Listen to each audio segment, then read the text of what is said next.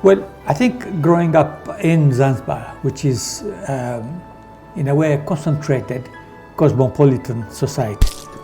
This series of presentation is part of the Awakening Project. And at that time, then I joined here. It was government Indian Junior. أعوذ بالله من الشيطان اللعين الرجيم بسم الله الرحمن الرحيم. Welcome to learning from our history series of the Awakening Project of the Khoja Shi'a Ithna-Asheri Muslim community. Awakening Project is a grassroots-led project that looks at challenges facing the community and how the foundational institutions of family, madrasa, and member can be suitably equipped to overcome these challenges. In this series of presentations are conversations from various personalities of our community whose lives have touched many of us and shaped Khoja Shi'a Ithna-Asheri Muslim community. Such conversations are of immense benefit to all in the community to understand our heritage as well as our community history. You will find more information on the challenges and solutions on the Awakening Project of Khoja Shi'a Ithna-Asheri Muslim community website and various YouTube presentations. Today, I'm happy to say that we have with us Professor Abdulaziz Sachedina. Assalamu alaikum, Abdulaziz Bhai. Walaikum salam wa rahmatullah. I'm now going to use Aziz Bhai because I think I find it extremely friendly rather than Abdulaziz Bhai. So I hope you don't mind, Aziz Bhai. Oh, not at all, not at all.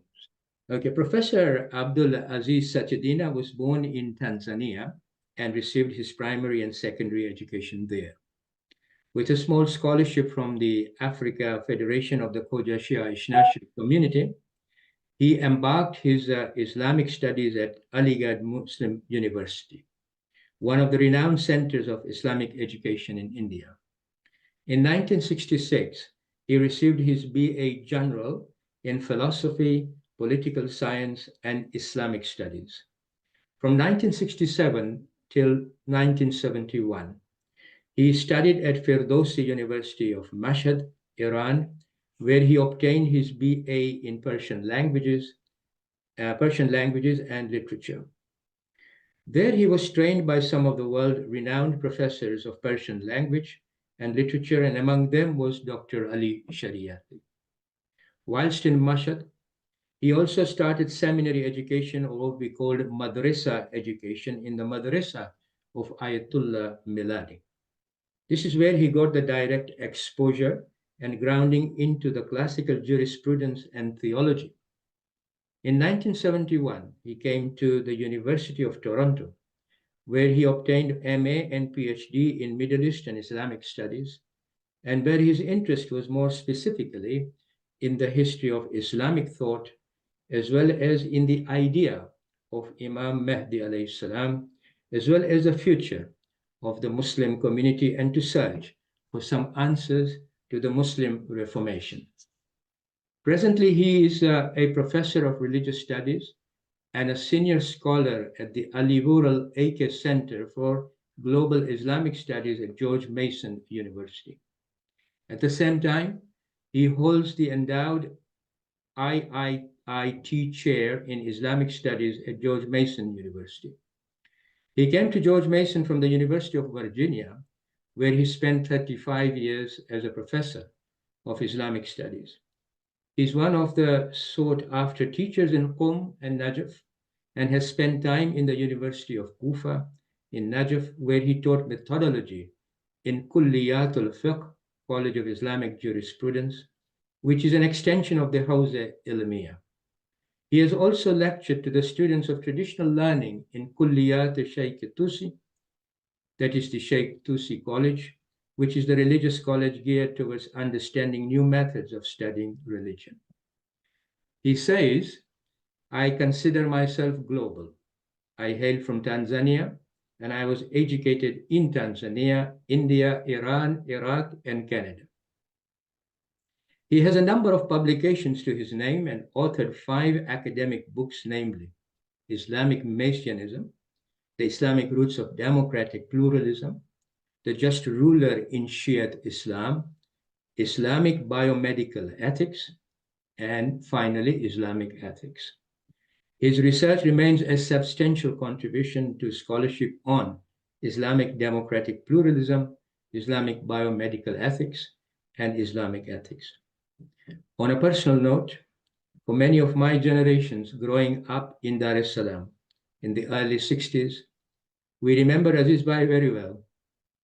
He used to conduct majalis at Mehfil-e-Asghari in Libya Street in Dar-es-Salaam and introduced love of Ahlul Bayt alayhimus salam and instilled in many of us the notion of azadari of Imam Hussein alayhi salam and love for Bibi Fatima Zahra alayhi salam.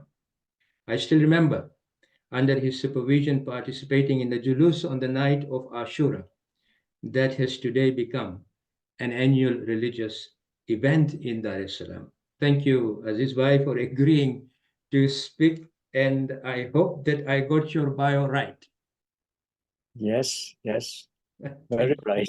Yes. Thank you. There's so much to cover, but I hope that I got the central core of your journey right so far, anyway. Oh, you covered it quite well because it's not easy to follow my itinerary in my education. I've been to many places with many goals Yeah. and ended up, somewhere in America to teach. Yes, So, we intend to explore. Yeah. It is an honor to Aziz Bhai conduct this interview, and may God bless you for taking the time to talk to me. Firstly, and most importantly, you have is your health. For viewers that don't know, let me just explain. For viewers that don't know, you are, by grace of Allah, 81 years old, but were taken seriously ill in the middle of this year. So how are you now? Well, alhamdulillah, I'm doing quite well. Yeah, I think I need to. Are we starting our conversation now? Yes, we have already started. It's already recorded. It's recording, so we have already started. So this is just sort of a gentle sort of approach to a serious conversation that we're going to have. Yeah, I need to follow your tradition because you started off with Bismillahir Rahmanir Rahim. I say also Alhamdulillah Rabbil Alameen. As-salatu was-salamu ala ashrafil anbiya wal mursaleen. Rahmatun lil alameen. Abul Qasim Muhammad sallallahu alaihi wasallam. And I greet all my brothers and sisters wherever they happen to be with a very warm Salamun Alaikum. Alaikum salam wa rahmatullahi wa barakatuh. So, before we delve into your personal intellectual journey, and I will be chronological so that our listener can fully appreciate your journey and contributions, could you give your thoughts? I would like to begin with a contemporary scene that Muslims are facing at the moment. Could you give your thoughts as a well-known Islamic scholar on the situation in Gaza and the operation that is occurring there at the moment? How do you see the ramifications of this conflict for the future of the countries there, Israel, Palestine, the Middle East, and the world in general? Just as a whatever your thoughts are, if you can just share with us on this topic particularly. We're looking at the situation in what we call the Gaza war between Gaza and Israel. I think that it's one of the very painful times for all Muslims, and I would dare say, for all human beings, because there is so much life being destroyed. And not only one side, on both sides, we find that there is a destruction of life without any moral impediment. And I think it generates what we call loss of faith in the modern American system or modern governmental system that have not been able to put enough pressure on Israel or enough guidance to Gaza to stop the carnage which is going on now. And what we see is one of the breakdowns of the international law, where we were taught all the time that civilians, children, women, old men, old people should be spared with any violence, and that has not been, maintained. Yes, I think it started on 7th of October, but the response has been, I would say, unproportional, because we really don't know whether such a goal can be achieved by destruction and further destruction, of making people understand that, okay, we have suffered from the, taking of the hostages on the 7th of October, and some people being killed by Hamas. And I think that what it has done is that it has clouded one of the very important features of the human society today, that we are living in relations. We are not living in isolation. And we find that the global society has already seen that what is happening in the Gaza war is not something that can be approved internationally. So there is an international uproar at the moment, including our own president, American president, has some, I would say, second thoughts about his total, help, total support of Israel. Because now we are coming to the point where the killing and violence that is, being shown on the screens everywhere in the world is creating a very bad image of also the Western societies, who are somehow supporting, even silently sometimes, and sometimes quite openly, what Israel is doing. So I think that it is a painful time for the Muslims. And Middle East, there were times when we did not see the carnage on the television screens. There were no television screens to tell us what was happening in 1967, what happened in 1973. But now we see it, and we see the horrific scenes of human destruction, suffering of the men and women, and suffering of the children especially. How many thousands of children have been suffering? And now we see that it is becoming uncontrollable, because when the government that is, taking the revenge of its killed members, when they say that this is a just cause, this is a just war, then it takes away the very important way of measuring what is just and what is unjust. And we see it quite clearly that injustice is being done. And I don't think we can really remain silent, because silence under such circumstances is even more problematic, because we are then missing on the very moral and religious duty that we all have as human beings to cry out against violence anywhere in the world. Really, in a way, this war has brought in a sharper focus the both moral and legal consciousness of our own sort of conduct, how it should be, because we see it every day on TV, what's happening. So, no, thank you very much for that reflection, Aziz Bhai. I want to now go on to the background. You were born in Lindi, Tanzania in 1942 and grew up there. Could you tell me about your parents, family, upbringing, and what life was like there during your younger years?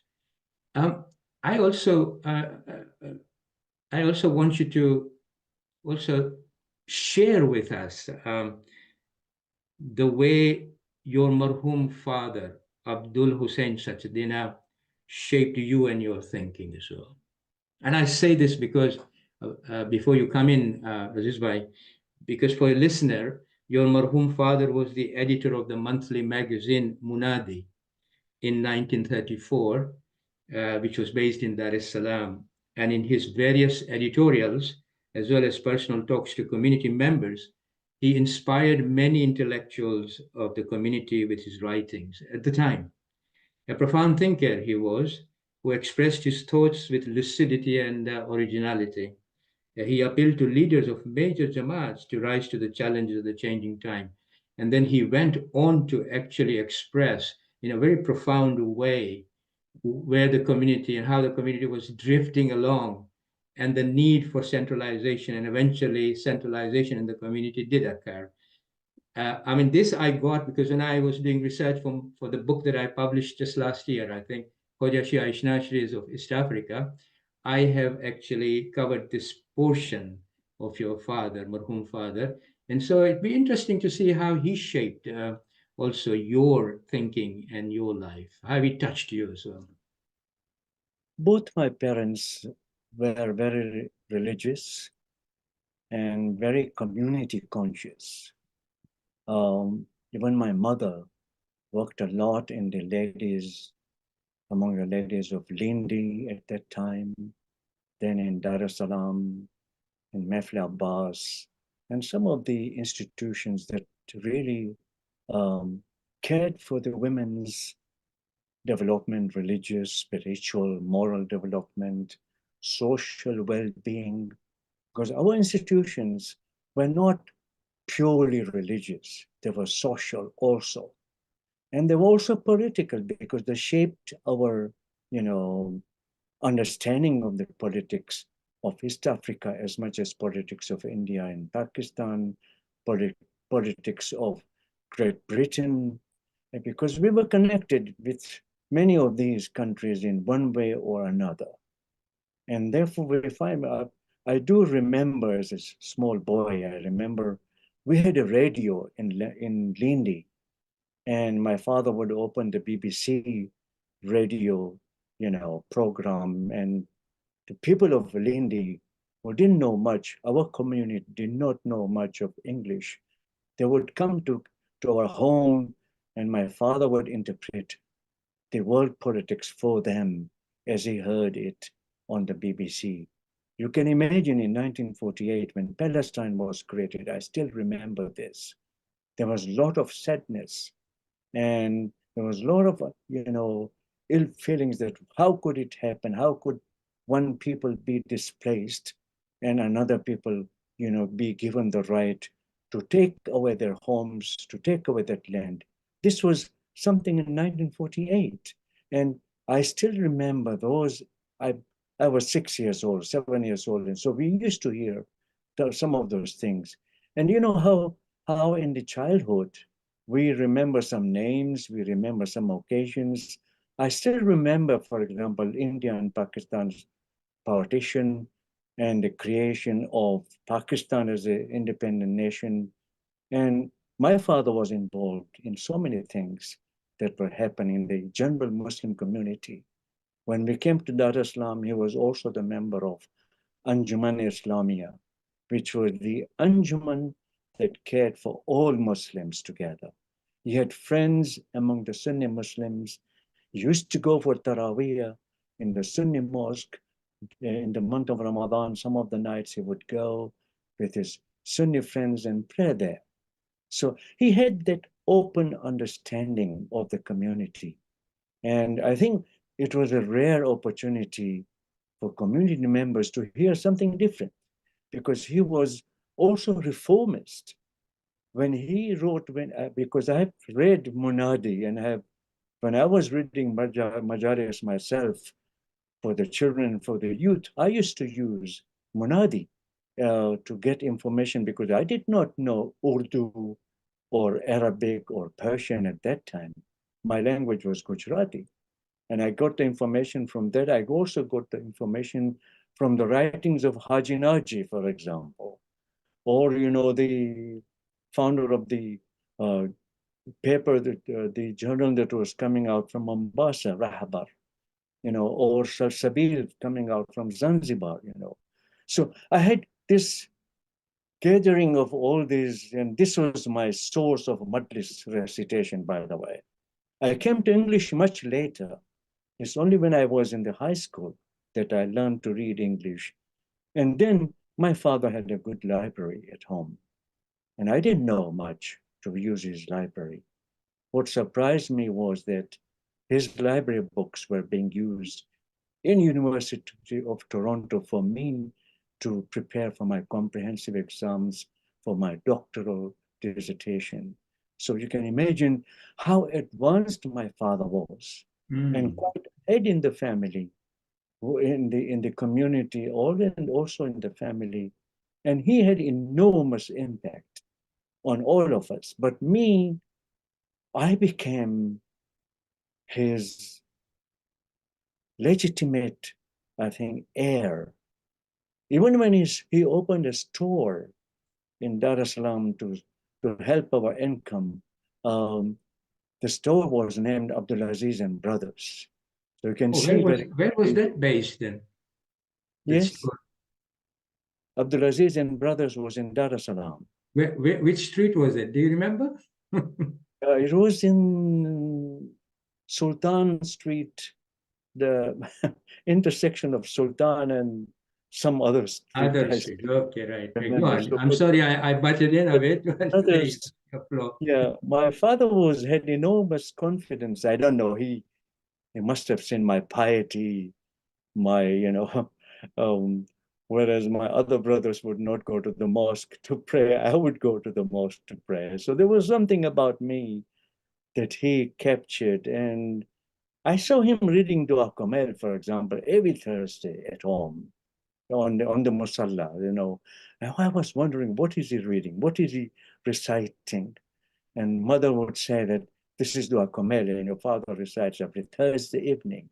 Here, I was interested to find that out. Maybe my brothers were not, at that time. But I was the one who went to the mosque. I was the one who went to Mehfil-e-Abbas. And Mehfil-e-Asghari, I established it. It started at home. And then we had one very poor gentleman in the community who got us a room in a house of an African woman, and we had that room. And at that time, Walji and Ali Bhai, Rajbali Ali Bhai was building a home, which was building a house in the Sultan Street. And that big building had a small corridor. So I requested him that, please, can you put the doors? We want to use this for Mehfil-e-Asghari. We used to call it Mehfil-e-Husseini. But then in one of the dreams that I saw Umar Rabab with a baby and saying, you name the Mehfil with this, in the name of this child. So we got the message, and we stopped using Mehfil-e-Husseini because there was Mehfil-e-Abbas. So we said Mehfil-e-Husseini ours. And she said, no, this is Mehfil-e-Asghari. This is where the children would come.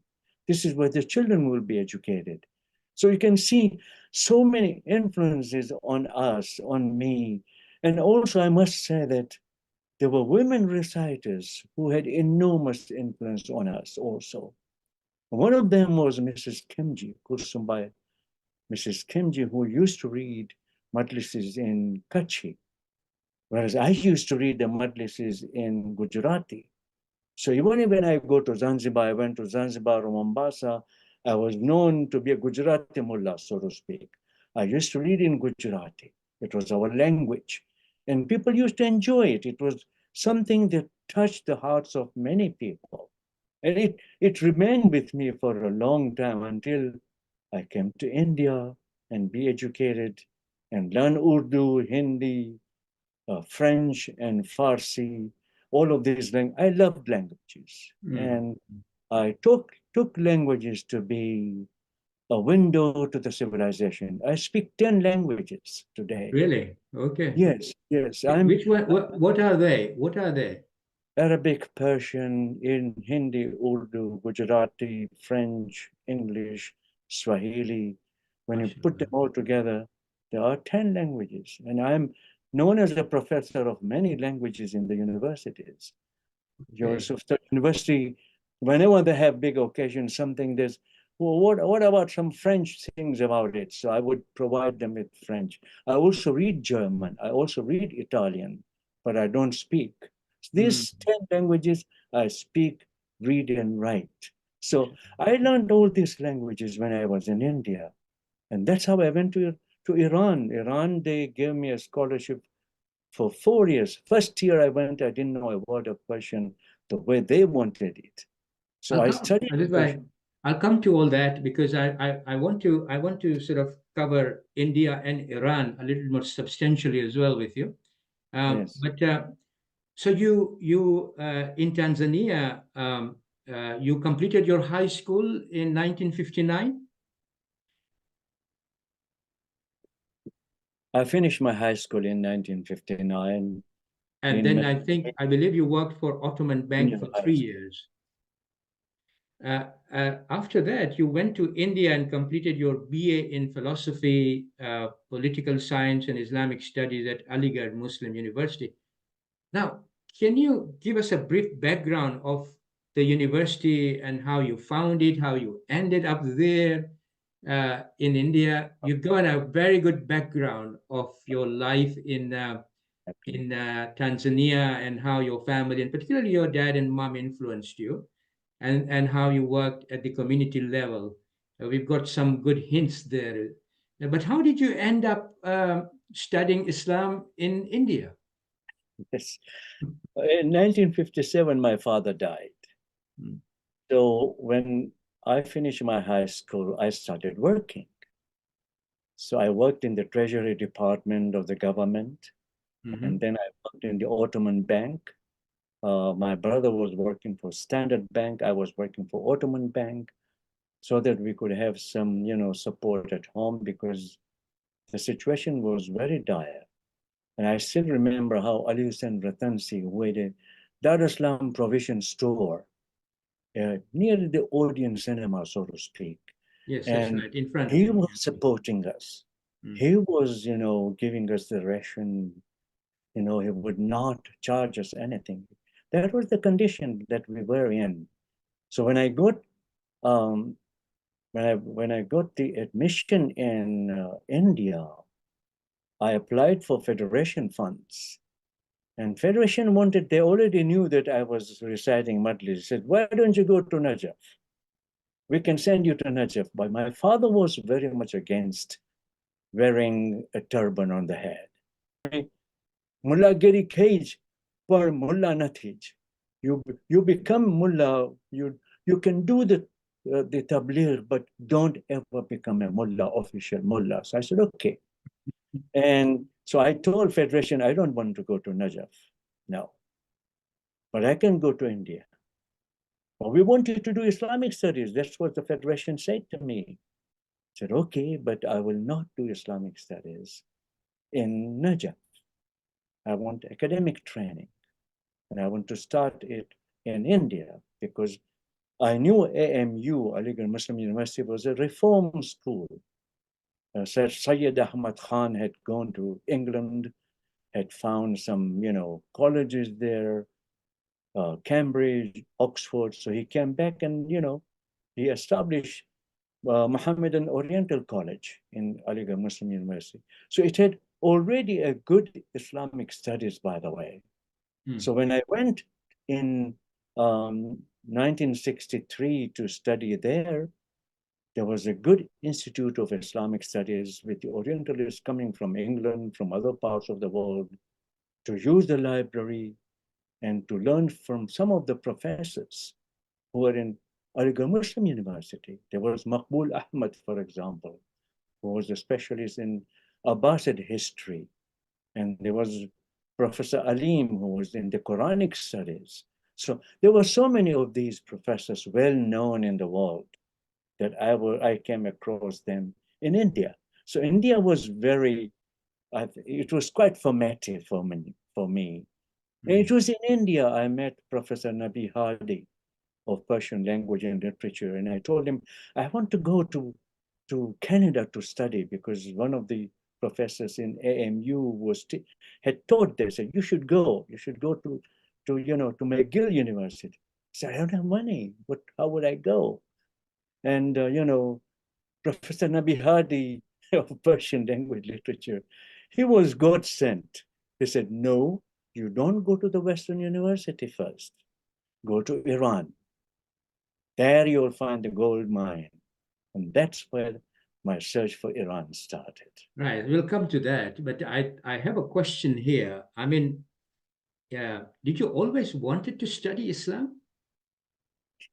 I think so. I think I had my vocational calling, but I was always worried that I don't want to become a mullah who is kicked around by the community, because I was the first one, I believe, in a Khoja young boys who went to do Islamic studies in a university. There was already 2 or 3 of our young people in Najaf, by the way, by that time. But I was the only one. I said, no, I want to go to the university.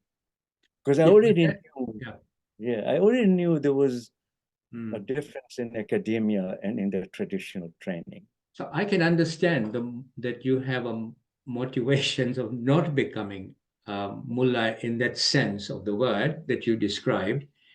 But what was the motivation to do Islamiyat? What was the motivation to do Islamic studies? What was their inner core where you felt, no, I want to do this? I met two big names in the Shia tradition. One was Maulana Sibtul Hassan. Sibtul Hassan was our librarian in Aligarh Muslim University, but he was also, I would say, a zakir, not an alim, but he was very well educated. And he opened my eyes. He told me, I've heard you reciting majlises, but you're not doing research, are you? I said, no, I'm still new to the Urdu. I don't even know Arabic the way I should know it so that I can read something. He said, all right, you see so and so, you see in so, but I came two other names. One was the Sunni, was Maulana Akbar Abadi. Maulana Akbar Abadi was the dean of the Sunni fiqh and Sunni hadith and Sunni studies. But there was also the dean of Shia studies, and this was Maulana Ali Naqi, Nakkan Sahib. By that time, he was already controversial. He had written his Shahid-e-Insaniyat, keeping in mind the historical development of Imam Hussein's journey. And that was not pleasing to the traditional people. So he was being condemned left and right. Somehow I went to listen to him. I became his student. I went to the majlises wherever he recited, whether it was in Faizabad, in Agra, wherever he went, I went. And I heard him so many times, and I said, I want this type of education. I wanted something to do with Islamic rationalism. I want to do something with, Islamic philosophical teachings. Because I already was taking philosophy, but philosophy was being taught by, there was a gentleman teaching about Ghazali's philosophy, or, Ghazali's attack on philosophers. And there were others, but my interest became much deeper in Aligarh, because there I realized that I had a talent. I had a talent to learn the language. I could speak the language now. I could read majlises in Urdu, and I was invited by students to go to their villages, by the way, in Aligarh. And I would go there, and they would say, this is someone, who has come from Tanzania. He's reading majlises in our language. And that's the way I got encouragement. And I used to get big crowds, Tanzanians speaking Urdu, and I wasn't Mullah Asghar. I didn't know Urdu at all, So here I was learning, and it opened my mind in a very different way. Right, yeah. I was go on. young Khoja boy, coming Khoja out boy in India. Khoja community. And I went, and I started becoming global by learning the languages, by learning the cultures of Right. others. Right. But Now there that's a was very still interesting, the yeah. same. That's a very interesting route, that the more languages you learn, the more connected you become with the culture of others. Now, Aziz Bhai, so now you obviously with the encouragement from one of the professors in Aligarh University, he sort of directed you towards learning languages and go to Iran. And I think that's how you sort of ended up in Iran. Now, in Iran, you joined the university, Firdausi University in Mashhad, I take it, to It learn was the Mashhad University. Persian languages and all that. Now, I want to ask you here, where, I mean, you were learning languages. Now, where did you study classical Islamic sciences, and what was your seminary route then? I can understand the language route here now, but what about the seminary route? Well, the first year I went to Iran, I didn't know Farsi the way I should have known.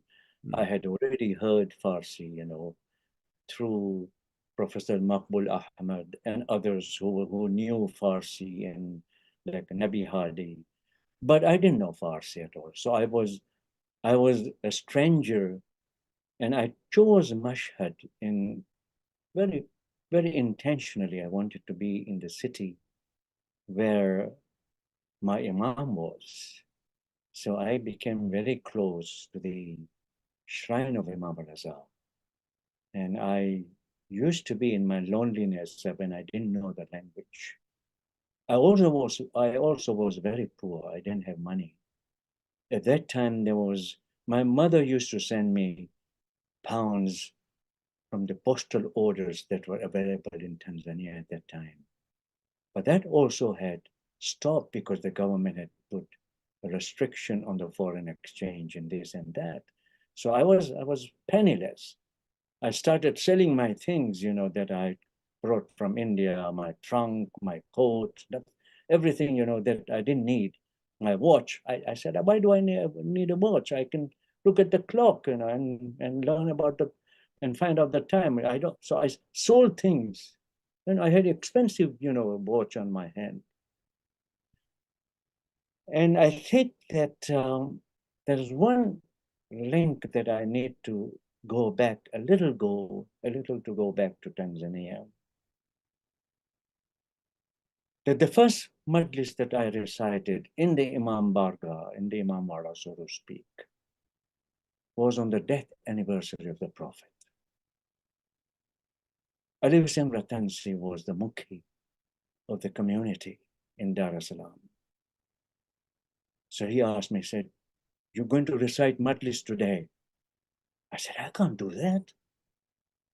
This is a big wafat. We had big wafat and small wafat.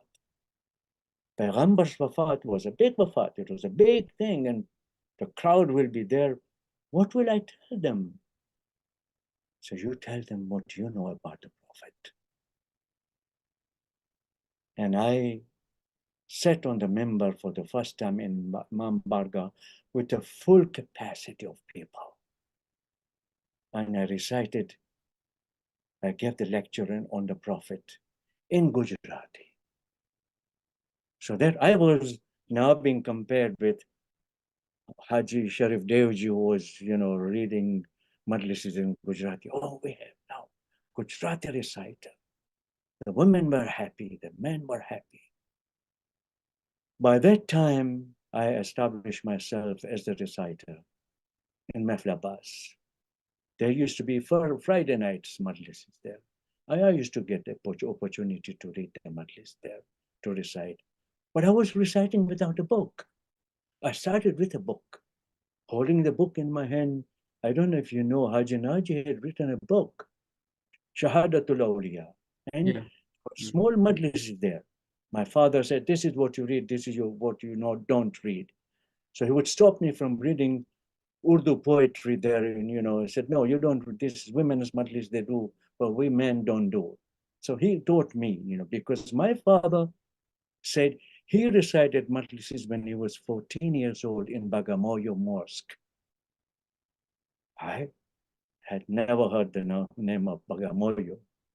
And my father apparently we had a mosque there. And my father was a young man, there was nobody to recite, and he recited.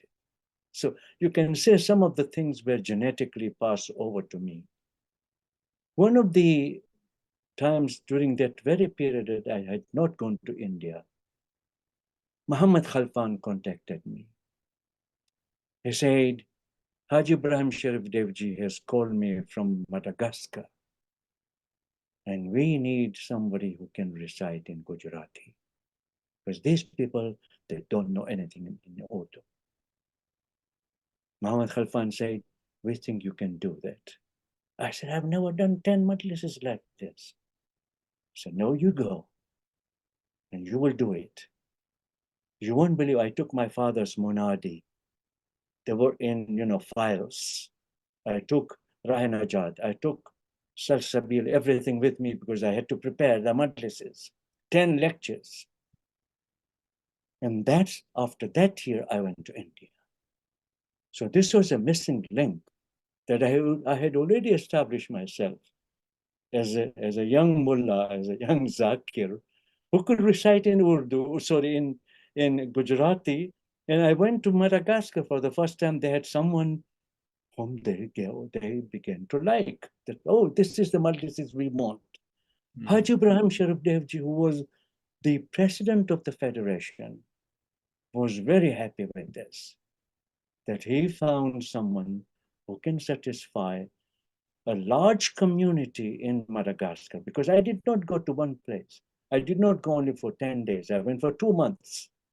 I would go to different cities and recite in Madagascar, in Gujarati. And then I also recited of Nawaha and Marcia. I did that because this was my mother's side of training. She would say, take Masabe Panjatana, I want to see how you recite. And she would teach me. So I'm talking about so many elements as part of my training that I realized only when I went to Iran. I said, oh my God, I have been blessed with the parents who knew these things. And my father was a good reciter of the Urdu poems. He would recite. He had all the collection of Iqbal, for example, in Urdu at home. And he would read it and he would tell us what Iqbal is talking about. So Iran, I came. I didn't know anything. Didn't have money. I was a poor student. And there was a time, I hope you don't mind me telling you this, because I can't prove anything to you. But this is part of my experience and part of my spiritual, growth. I became spiritually connected with the Imams. Because one day,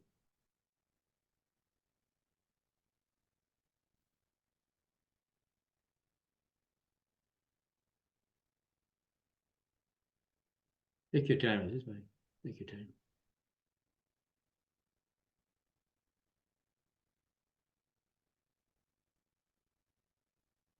I was in a very dire situation.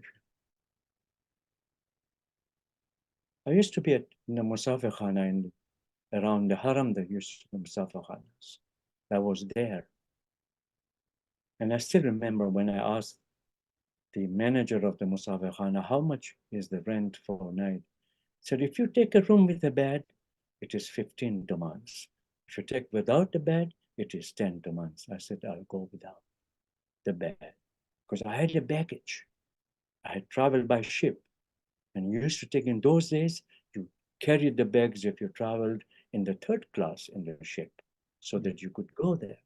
So I went there and I was in a very bad situation. I didn't have money. I didn't have money to buy even. The Iranians were very kind to me. The small restaurants around the Haram would give me bread and chai, tea, and I would survive. I was surviving it. But one day I came to the end of my patience. I had already started talking to the university, but they were not responding. You needed always a wasata, somebody who knew you. And nobody knew me except Imam Raza. So I went to Imam Raza and I complained. I said, you are the only one I can talk to. And you are the only one who knows me. Nobody else knows me here. If you don't help me, who will help me? And I was very sad on that day. I did my salat, I did my ziyarat, I came out. I was standing in Mashhad Mosque, which is a beautiful mosque connected with the Haram by the way. It's the blue dome mosque, big one. Even now you can see that. And I was standing there and a young man came and he started talking in German. At that time, I didn't know German at all. So I said, I speak English. He said, oh, English, what are you doing? I said, oh, I'm a student. He said, come to lunch tomorrow. I'll take you for lunch tomorrow. In this place, I'll see you. In my heart, I was saying, why doesn't he tell me to go today? Because I'm hungry today. I don't have anything to eat. But he came next day. And that's the way Imam Raza opened the door for me. He said, no, I'll make sure that you don't go hungry, you don't go without any connection.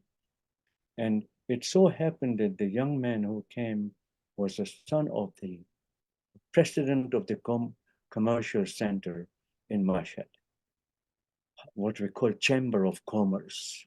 He was the head of that. And when I went there for the first day, he took a liking to me. And I started speaking Persian, in a broken Persian. And then he said, can you teach English? My children should learn English from you. And I said, okay, I'll also learn Farsi from them. This is how my journey in Farsi started. Day and night, I wasn't married. So I could read Farsi, I could spend 8 hours, 10 hours, and speak and read and write Farsi. That house, by the way, they gave me a free apartment for so many months to live there. Because my friend who came to pick me up, he said, no, I'm not going. I was ashamed to show him where I was.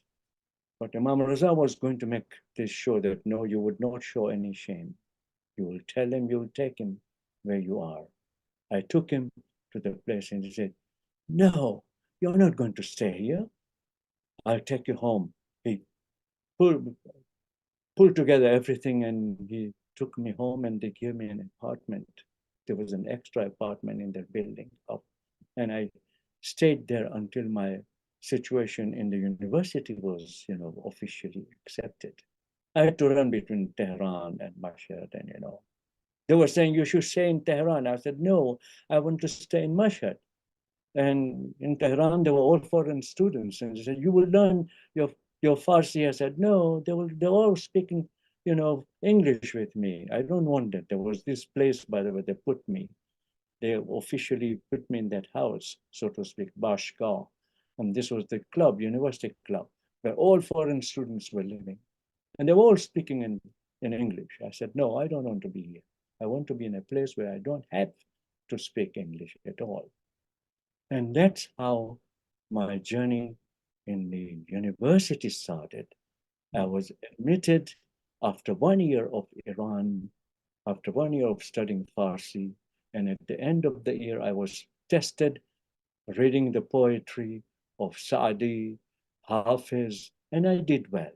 I don't mean to say I was an expert at that time, but I read it and I made sense of it to those who examined me and said, okay, you can start Persian language and literature, because that was another ball game for me.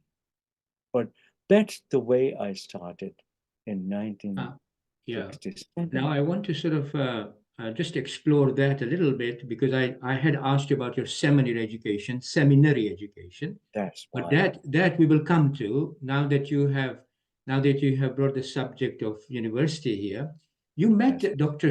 Ali Shariati at the university, amongst the other well-known luminaries there. But I just want to specifically, perhaps you can enlighten, because Shariati is well known in the West, Dr. Ali Shariati, and I believe you were his friend as well. So perhaps you can share with us what was he like and all that. So I met many well-known professors of Persian literature, classical, modern, medieval, and I also studied Arabic and Farsi. So, because anybody who did Persian language and literature needed to know Arabic very well, because we were reading Arabic poets, al-Mutanabbi, somebody, so many other names we used to read, because they made sure that we understand the meters in Arabic. And that's how we studied, Persian meters. So it was a very thoroughgoing, training. But all of the Persian literature was divided into pre-Islamic time and post-Islamic time. That which was connected with post-Islamic time had to be grounded in Islamic history. That's where Shariati came. Mm-hmm. Shariati was a professor of Islamic history from classical age to the Mongol invasion. And I started attending his lectures even before that, because everybody, students were talking about Ali Shariati. Have you heard him? I said, no, I haven't heard him. And then there will be Eid Ghadir, he would speak. There would be the birthday of Imam Ali, he would speak. So I used to be, to follow him, just like in India, I followed Ali Naqi Naqawi. Here I was following Shariati. Wherever he went, I went. Even when he went to Tehran, I went to Tehran. In other words, I was searching for mentors. And you know how mentor is important in this kind of education. At the same time, Shariati brought me in contact with the ulama, because ulama were very critical of him. They said he doesn't know Islam and he's talking about Islam. So ulama, I would go to their lectures and I was introduced to the children of Ayatollah Milani. And Ayatollah Milani used to teach in the Mashhad mosque in the evening. And I used to attend those lectures. I could not understand everything. I must be very honest. it was still very early for me to say that I know what they're saying. But 4 years down the line, I continued persistently. By that time, I was married, so my wife was with me, and we both studied Farsi, and we both, were educated in Farsi. But I went in the traditional and literary world. Traditional world was controlled by the ulama. The ulama were the teachers. And with some teachers, I studied the Risalat al-Amaliyya. That means the books that are written by the Mujtahid for their followers, where you find all the masail, given by them in their own ijtihad. So I started reading Ayatollah Mohsin Hakim's Fatawa in the madrasa of Ayatollah Milan.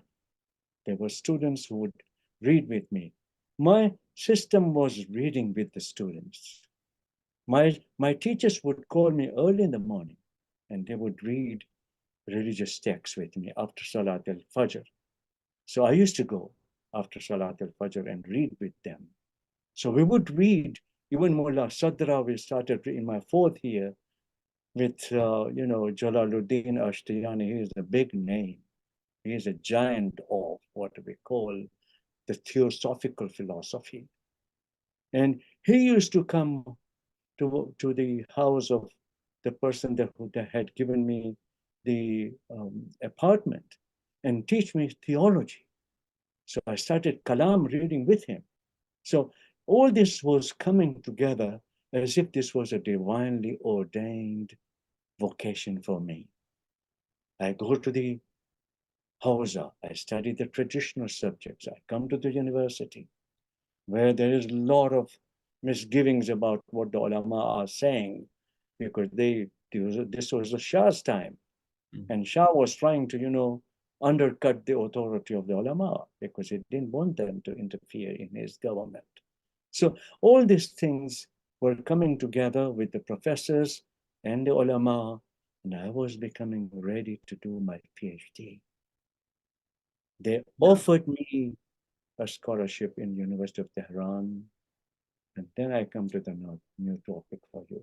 Now you have described very well, Aziz Bhai, the combination of both your languages, literature study under, and the history studies under Shariati, as well as your seminary sort of studies, jurisprudence and theologies. And it was all sort of coming together. Presumably now you needed to have a direction of some sort within your academic sort of side of things. But before we go into that, perhaps you can talk to us about, you mentioned about Shah's Iran. So you were there presumably pre-1979, and then you had the opportunity of obviously visiting Iran or staying in Iran post-1979. Maybe you can sort of enlighten us about how do you compare the pre and the post? It would be interesting to see your view, to hear your view. Yeah, it's very good point that you brought out, because I think that the Iran of the Shah was controlled by those who had kept him in power. So it was the Western governments that supported the Shah and his reforms in his modernization program. The modernization really meant, unfortunately, only adopting what the Western culture knew, for the young people. So there was a lot of, misguidance coming from the Western, education and Western influence in Iran. Whereas in India, you could see that the British, trained people in English, and they learned English. Americans who had influence, they were more interested in selling to Iran the arms and the armaments, and, to give him the weaponry, which he would one day use against his own people. So you find that there was contradiction in the way the Western governments, especially US government, was dealing with the Shah. I think the problem also started with the Shah's way of dictatorship, because he deprived people of their human rights. Also, he deprived people of what we call democratic development. Yes, you don't become democratic overnight, but you have to give chance to the people to train themselves to become democratic, to become, able to cast their vote and also have a say in the policy of the government. The Shah did not allow that. And his advisors were still coming from the States, United States. His arms and armaments were coming from there. So you find that Pentagon had a role to play in Iran. I don't know, State Department had a role to play. They were controlling Iran from all sides. Germany had important centers. France had important centers in Iran. But they were all coming with a tag. And the tag was that you become like us. Now, you become like us could be in two ways, because we were also dominated by the British in Tanzania. But then we also got the British education. It wasn't told to us that, no, you can't study this. You go to your Indian schools, but the curriculum was British. So we knew that we were getting something after the colonial period. Here, the colonization was imperialism, cultural imperialism, a dominance of a kind, whereby your identity is taken away from you, your native identity is taken away from you, and you are given a new Western identity, West-toxicated identity. And that was what was happening in Iran in the Shah's time. And the Shah was encouraging it, and he was trying to cut the authority of the ulama. The ulama were silenced. Ayatollah Burjardi was at that time there, and some others, Ayatollah Milani, they were all, silenced somehow. They could not openly come out. The Shah said, you take care of your, people, and I'll take care of this country. So they gave people what the encouragement of, Hajj going and Ziyarat going and all of these, whereas the Shah was controlling the education. And the education was thoroughly westernized, but not in English.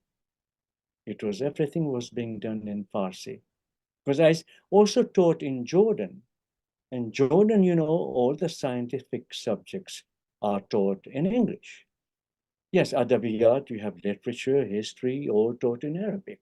So here you have already what I call the taking away of the identity of the people from them and implanting a new identity, but only in the matters of culture, only in the matters of imitation and Westoxication that was happening. And I think that at that point, Shariati's voice was a lonely voice. The government was... Did you say Shariati's voice was a lonely voice? It was a lonely voice because he was challenging the students in the university to stop self-alienation. So you are now becoming westernized, whereas you're losing your own Iranian identity. You're Mr. So-and-so now. You're no more Agha so-and-so. So he was challenging the students in the classroom. And the high school students were also, upper level high school students were also being very much influenced by Shariati. His lectures were being published. So you find that Shariati touched on a very important nerve in the country. Would we allow thorough Westoxication uncritically? That was a major question. And the moment you bring critical, then you are challenging the Shah, you are challenging the government, you are challenging the corruption of the royal family. All of these things were connected because you don't become imperialist without, having this support from the foreign governments. Whether it was UK or, Germany or anywhere, the Shah was welcome. And Iranians at that point, by the way, under the Shah's rule, did not need a visa to visit any of the Western countries.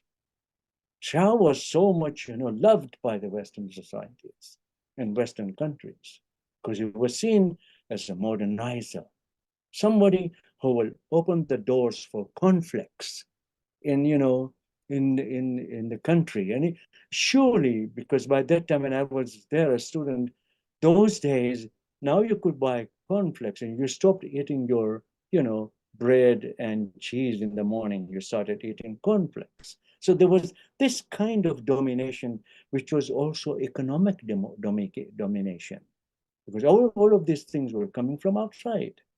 And there was no encouragement. I was told by military people that even our crews were coming from America.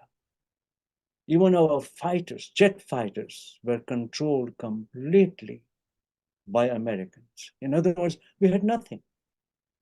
And all of this thing was boiling up, until Ayatollah Khomeini appears, as the spokesperson in 60s, by the way. He was kicked out of Iran because the Shah was worried about his influence. But then, we were in the age of cassettes. We were in the age of electronic transformation and transmission of information, and his ideas were spreading like wildfire.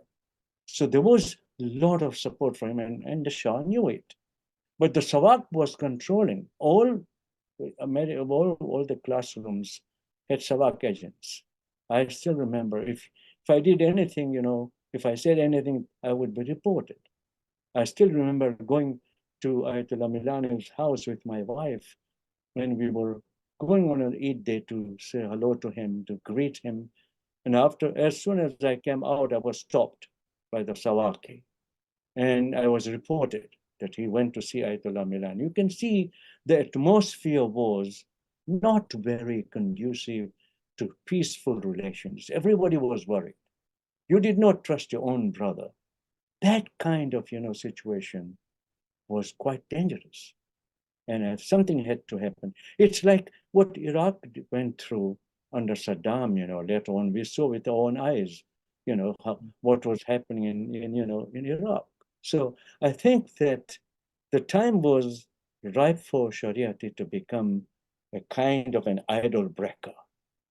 He was there to say, your Westernization should be in the literary development of Western languages and how you study them, how you master them, and how you become the authors of these works like the Indians had. India was a good example. There were Indian authors who wrote in English. There were Indian historians who wrote in English. And there were novelists who wrote in English in India. And India was a good example of how the colonization did work and how what Mahatma Gandhi had done, in the period of independence of India. So here was, there were certain paradigms available in the society, in the political society.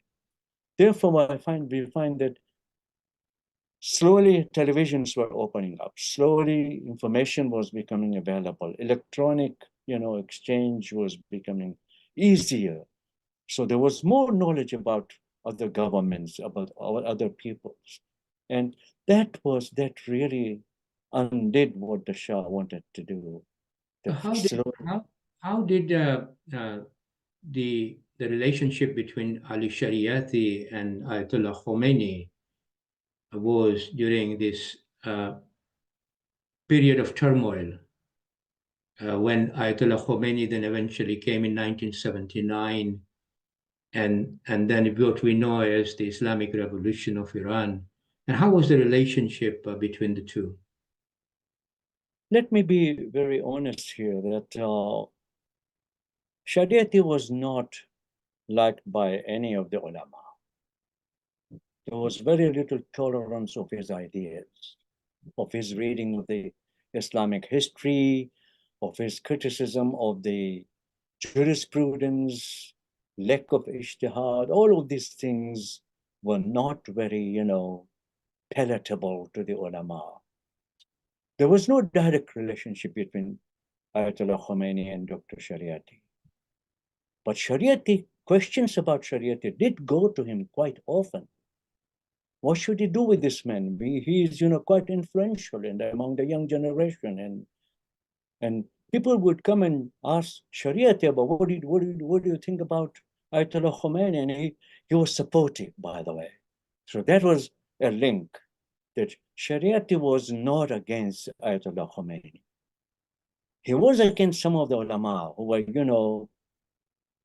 who had retarded and who were not concerned about the people at all.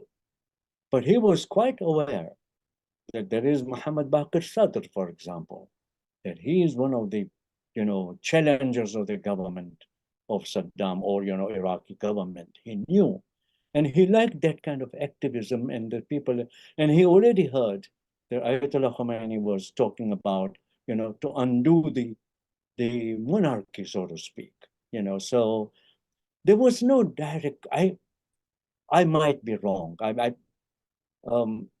For many years that I knew Shariati, I knew some of his connections, but I'm pretty sure that he was not directly connected with Ayatollah Khomeini.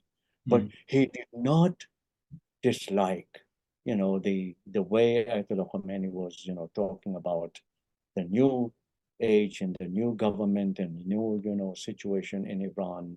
So he was supportive. He was supportive of, ulama who were activists. How do you see? I mean, thank you very much. You gave a very good background of the the Shah period. Now, obviously, there is the post period, and for now almost 40, more than 40 years, we have obviously a different government altogether, or a different rulership in Iran. How do you see the future of Iran going forward? You have a view, Aziz Bhai, on that? Yes, because You see, I also participated in the revolution. I was Okay. there. 78, 79, I was writing my book on Messianism at that point. So I was there and I participated.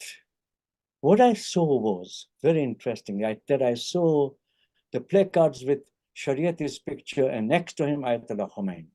So two were together.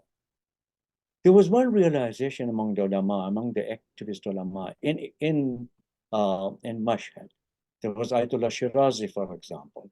Ayatollah Milani remained indifferent for a while, but then his son started participating in the protest movement and all this.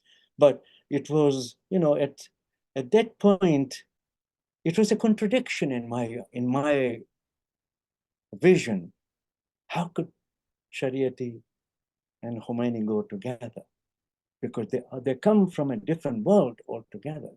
They are not the same. And yes, this is a secular scholar, and this is a religious scholar, but they all are dealing with Islam. They're all dealing with different views about Islam. Islamic theology, Islamic jurisprudence, Islamic history. But what I realized immediately was that Ayatollah Khomeini had already instructed that leave Shariati alone. Those who don't like him should not object to him, because we have a large number of young people and university people who want to see Shariati, as participant in this revolution. This is true, because I was there, I could see it quite clearly. If you went, for example, there were books, street booksellers, and you just took a look at the books that were available, everything was written by Shariati.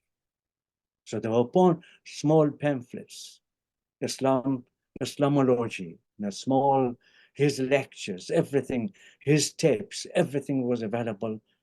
People were reading Shariati.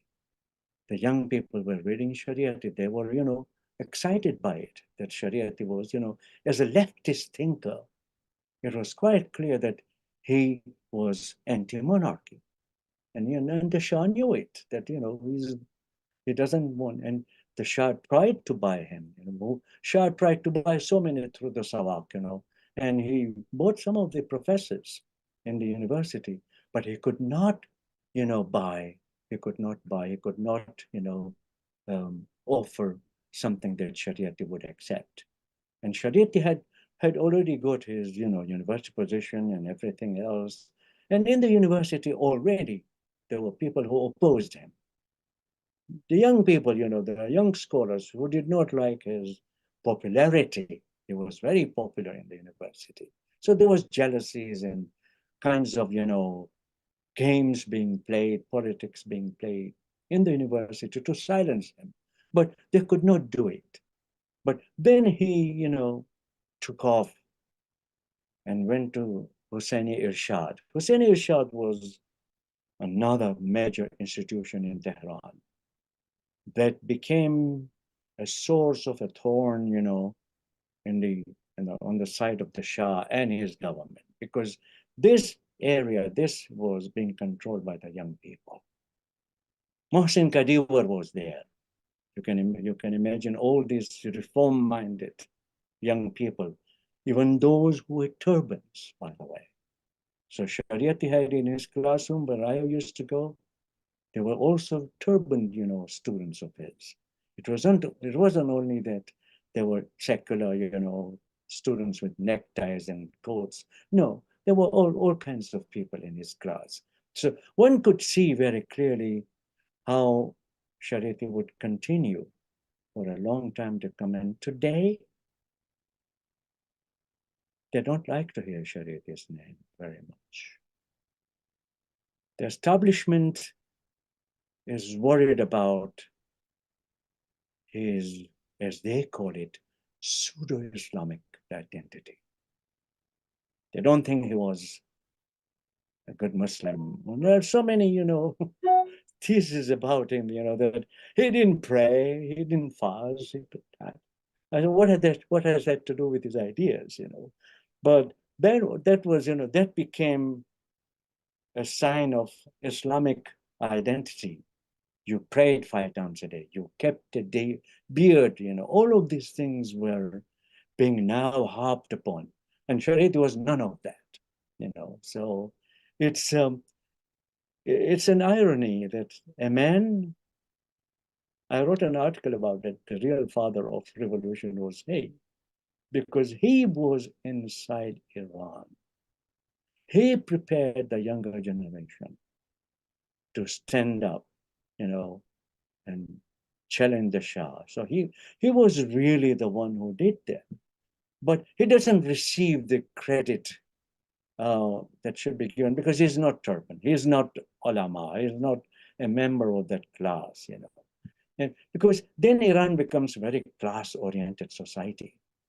There are ulama, and there are followers, and there are all kinds of, gradation became quite common. And today we see that. We see that even in the offices, for example, there are those who don't support, the established ulama government. And there are those, who say, no, we need more room to breathe. You can't control us. And so there are so many issues that Iran has to answer today. And how do you see this conflict that you described so well? Do you see that Iran will then begin to tackle this particular conflict as it's moving forward?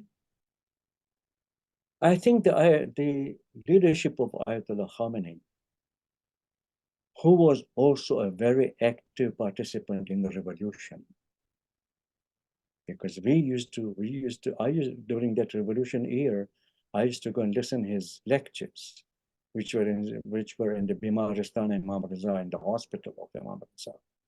So you find that Ayatollah Khamenei has a realistic understanding of the situation. Realism is needed if Iran wants to survive its Islamic revolution. Then the leadership will have to come to grips with realism. And the realism is that there is a challenge of modernization, which you cannot deny. And the new cadre of ulama, the new leadership of the religious scholars, has to somehow embed and include a study of modernization, understanding of the modernization, understanding of secularism. How exactly is that? And so there is a different current that is being encouraged by him. And as you might have heard so many times, that Ayatollah Khamenei, for example, has challenged even the traditional views about certain things. And he has come out very openly saying that, look, this is not good for us. Don't do it. For example, hitting the sword or zanjir, he is the one who came out openly, because I saw all the opinions in Karbala and Najaf, and I found everybody supporting this kind of, azadari. Whereas he came out openly and said, you don't do that because you're giving the wrong impression about your religion. But he was condemned. In India, they did lan on him, So you can see that there is a hope somewhere. I don't know how it will play out, because politics is a teamwork. It's not one person who can do everything. And a teamwork, when the teamwork is not, made up of like-minded people, then the team doesn't work. I think that there are people who are, reform-oriented, very modernly educated. They are now getting their PhD. The Muhammamin are getting PhD from Birmingham, from North America, and they're going back, and so they are taking back methodologies from the West. They're taking back, the new understanding of Islam, and they're somehow, teaching the Qum ulama that, look, there's another way of looking at Islam. There's another way of looking at social reform. It's not only our way. It's also their way, and we need to do that. We need to do that. One thing that they have found out is that in universities, courses on Islamic studies are disliked by the young people. They go, but they Sorry, talk. disliked By the young people, by the by young students. yeah. They don't want. They don't know to hear the mullah, telling them about Islam. Because I've gone there to speak about biomedical ethics, principles of biomedical ethics, and I find them talking to one another. I said, in America, when I teach, nobody talks in the class. If you're not interested, you don't come, but you don't disturb the teacher. And they said, Professor, they do it, especially in all classes where you bring Islam. So they don't like Islam, so to speak. They don't like the official stance of Islam. It's not that they don't like Islam, but that kind of interpretation, suffocating interpretation, is not being appreciated by the young people today. It's not only in, it's also in Iraq, by the way. The same, issues are arising in Iraq with the young people. I want to coming to Canada part of your life, but before I do that, I mean, thank you very much for that exposition that you gave pre and post and the future. Obviously, you put it in a positive way that let's hope that there is a good team out there to resolve whatever the conflicts that is there. What I want to, before we come to Canada part of your journey, you're a sought after teacher in Qum and Iran. Presumably, you have experienced the mindset of a young student in both Iraq and Iran.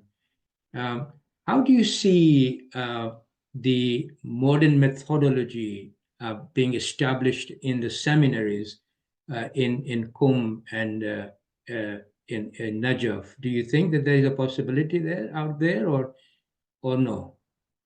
It's part of my experience is that I come to academia as a faithful Muslim. I did not come as a cynic. I never abandoned my faith in the universities.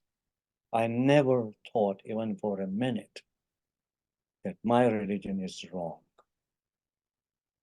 I never thought that I was going against the mainstream Shiism. Even now, even when I wrote, even when I was blamed for being controversial, I never thought, and I never would agree that I went against, the grain of my mainstream Shia tradition, whether it is about Imam Sahib al-Zaman, or it is about Imam Hussein, about the miracles, about everything and anything that I know in my life. I have seen it. Septain, I have seen my life changing, and I cannot deny that. My students in the universities here, they see that. My colleagues also see that, and they say, this is positive development because we are working on a methodology that takes religion more seriously. We can't just dismiss religion as, a product of sociology or anthropology or this and that. There is a core in religion that we need to somehow explain to our students. And that core, I might not be believing in it, but I need to bring it out as the believers see it.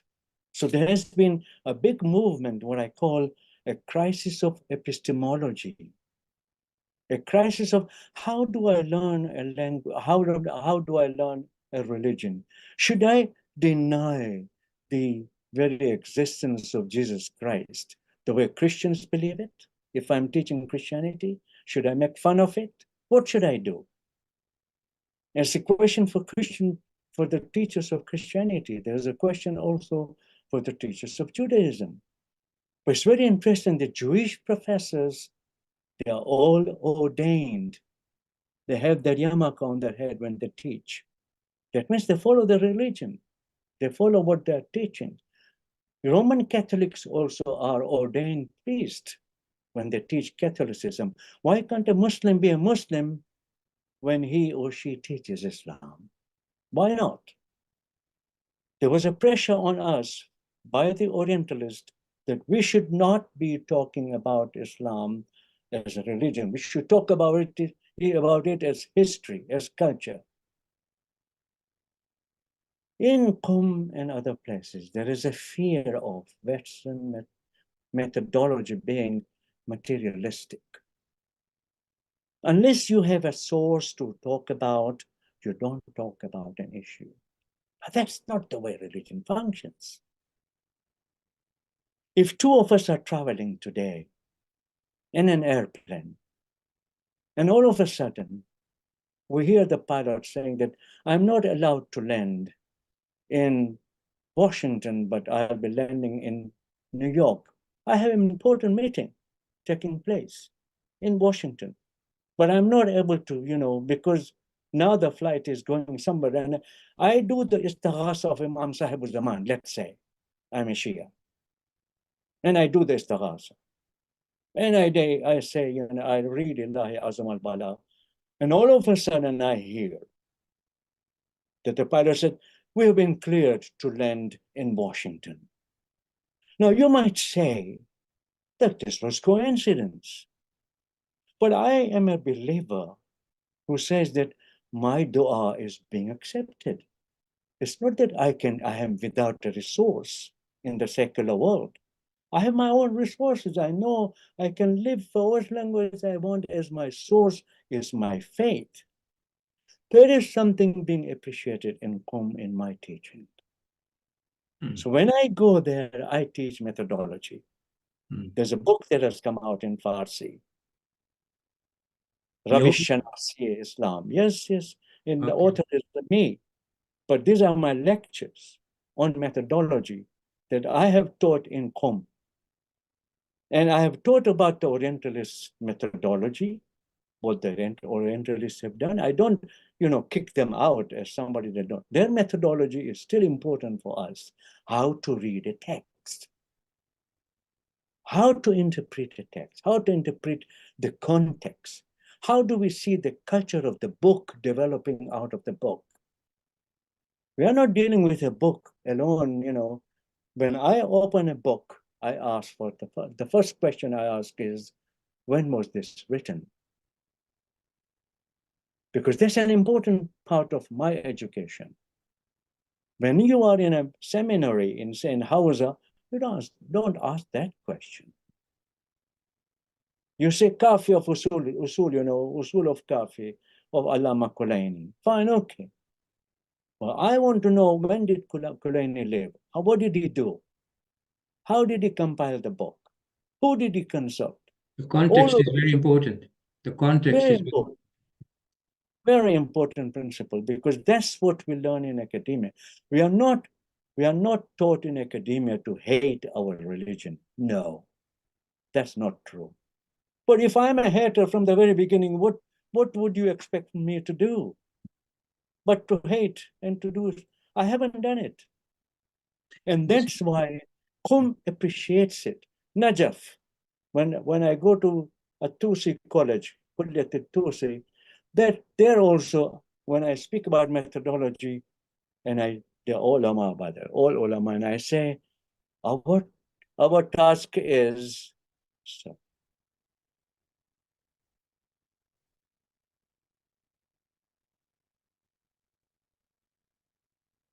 our task is to move from first person to third person.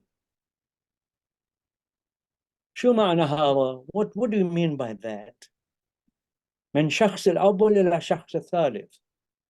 That's what I need to do. I need to teach you how you stop talking about Islam as my religion and then come to say Islam as the religion of Muslims. These are third person people. Yes, it is your faith, but when you are reading a book, it is something that Kulaini has said, not you saying it. And if Kulaini says Imam Jafar Sadiq is mentioning this hadith and that hadith, then you say Imam Jafar Sadiq has said it. And this is according to Kulaini. You can't remove Kulaini at all, because he's the one who is telling you that Imam Jafar Sadiq mentioned so and so, Imam Musa Kazim mentioned so and so. it enters their mind. They appreciate that because if you take a book and you do not contextualize it, then all your information becomes too subjective. I want my information to be objective in the university. I want my colleagues who don't believe with me to believe in me, that my research is good. It's reliable research. Now, my research could come to the conclusion that is not, preferred by the believers. They say, no, that's not what we believe. But that's not the function of academia. You choose it. I make a conscious choice. I made a conscious choice that I will teach in the university. And I'll follow my faith in my heart, and I'll do my research the way I'm required by the university methodology. So I write about biomedical ethics. I know I'm dealing with jurisprudence. I know I'm dealing with fatwa. I know that I'm dealing with usul al-fiqh. So when I talk about it, about biomedical ethics, I've taught courses in Tehran on biomedical ethics. I had students, and they're surprised to see that I connect biomedical ethics to ilm al-kalam, to theology, because I want to understand the dignity of human person. I want to understand, what do I know about human being? So I don't come, with empty mind to tell you about, biomedical ethics. And this is what they've really, really appreciated in Iran. All my books have been translated into Farsi, Yes, except for I have Islamic read some of Studies. them. I have also read some of your work on biomedical ethics, and also the Just Ruler. Professor, Aziz Bhai, I want to now, thank you very much of that elaboration, because now I want to go into the grounding. How did you sort of begin to acquire those skills? Now I want to sort of talk to Canada now, because I think you were in Iran now, and you arrived in Toronto, Canada, 1971. So why did you come to Canada? Because I think our listener would want to know, how did you sort of transport yourself from Iran to Canada, and then what were your first impressions when you arrived in Canada? I've got quite a few questions on Canada, so you will be able to cover quite a lot. So if you allow me to question some of them, we will be able to cover nicely. So why did you come to Canada, first of all, and what were your first impressions?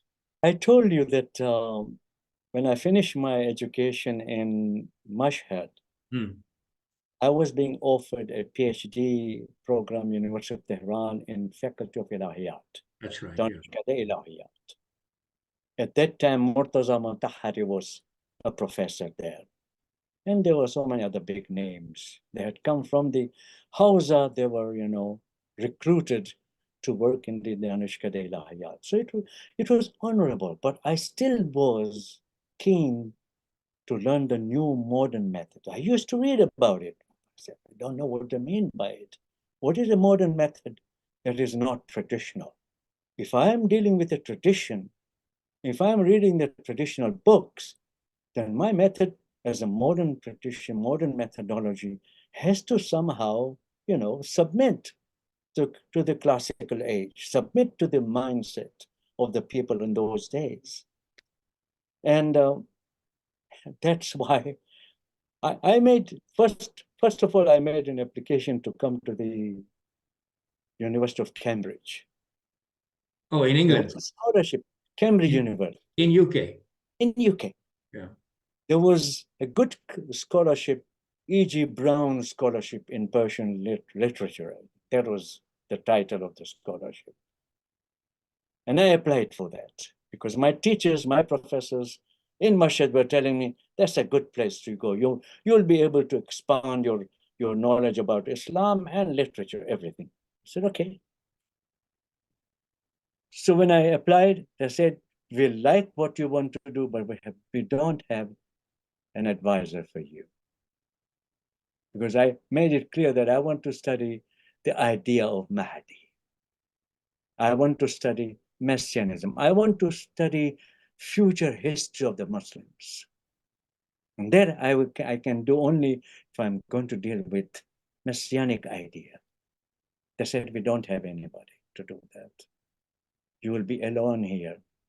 And if you don't have an advisor, a supervisor, it's very difficult to gauge your progression. But so was the case in Toronto. When I applied in Toronto, there was Professor Savory who was dealing with the Safavid era. So there was someone who was dealing with Iran, someone dealing with Shiism. You don't read history in the vacuum of religion and society. So I said, okay, let me apply there. Up to the last moment, they were not going to admit me. I still remember, I was worried when I came to London. You know, I was already going to be, you know, admitted as an immigrant in Canada because my brother was there. He had sponsored me and I got the visa to come. And I had no admission as yet. But I received in London, I received a letter from the professors that I have been admitted to Toronto. So they had a question mark against my name for a long time. They couldn't think that a Muslim student, because they had a bad experience with Muslim students. They were not good researchers. There was a Pakistani student, you know, who was studying at University of Toronto, said he gave us such a hard time because he would not learn the new methods that we were teaching him. I went there in Toronto and I got on one page with my teachers. Although in the early papers, my professor would throw my paper at me. You're trying to convert me. I said, no, sorry, I haven't. But surely I was writing like that at that time. I was writing as if, and I was asking myself, how come these teachers teach Islam and they're not Muslims? They have to become Muslims. So my mind was working in a very traditional way. It was still Mashhad. It was not accepting anybody outsider, you know, unless they're a Muslim, you know. All my teachers up to now were Muslim teachers. But I started to learn. And their criticism. When I wrote my thesis proposal, again, my professor was very angry with me. You're going to write 4 books about Islam, because there were 4 sections of my research. And each one was, you know. So Toronto then became my hub for learning a new method. And my teachers were very sympathetic to me. Said, you can keep your faith. Nobody's going to touch it. But don't let it interfere with your objective studies of Islam as a religion in the books. Because what you're going to do is you're going to depend on the books. And the books were written sometimes 300 years after the Prophet, sometimes 200 years after the Prophet. Therefore, we as scholars in the university are saying that it cannot be simply what the Prophet says that is in this book, because the author is already making choices. What to accept, what not accept. And all of these things are part of the academic training. You open a text, you study the context, and you challenge the text on the context if it doesn't agree with the context. For example, for the first example that was cited by my professor was that, did you know that Sheikh Mufid was against jihad? I said, yes, I know, I've read that fatwa against jihad. But you know why? Because he was living under the Buwayids. And at that time, there was no Shia government that was, you know, engaged in giving jihad. As a Shia, Mufid was looking at the very important issue that in the absence of the 12th Imam, can we have jihad without the Imam? And he came to the right conclusion that no, you can't have jihad. In the absence of the Imam, you can't fight a jihad in the name of Imam. And this was, you know, something new. that I was discovering that there's a context to the text. Toronto prepared me for that. Hmm. So you met a couple of professors. I mean, this was in Cambridge, Professor Montgomery Watt from England and Professor Roger Severy from Canada. There's in Toronto. That's in Toronto. Right. Yes. What was your relationship like with them? Be interesting to hear your views on that. They were very kind to me. I was still a poor student. I still was working in the library to feed my family. I was still, you know, I didn't have enough scholarship from my grant that was given by the university to me. If they gave me $200, $150 went towards the rent. I was left with $50 to eat with my family. So it was, they really, when my first boy was born, these professors, they provided me with the carriage for my son, clothes for my son, said, you don't have to buy new ones, we have those. That's the way they came to help. They came to help me and they said, you have a good mind, we'll help you out.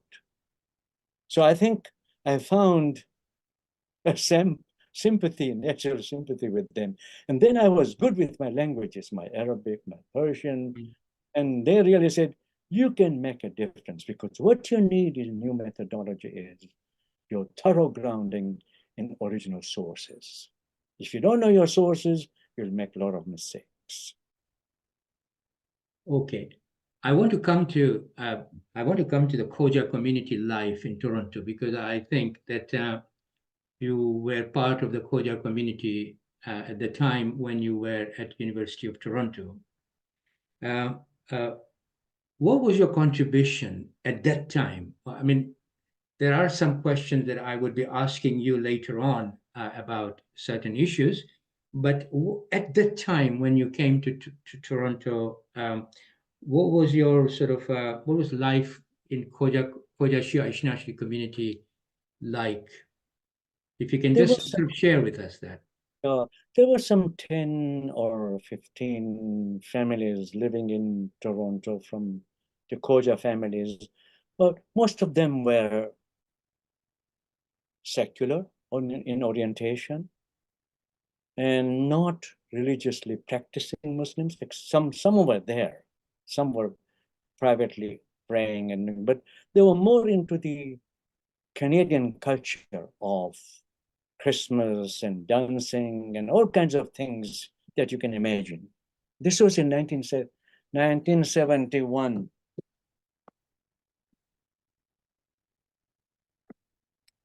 I have a phone coming from my wife. Oh, okay. I should respond to her. Sorry, please. I think you respond to, yeah. Please do Okay. that. Yeah. I mean, hello, assalamu alaikum. Sorry.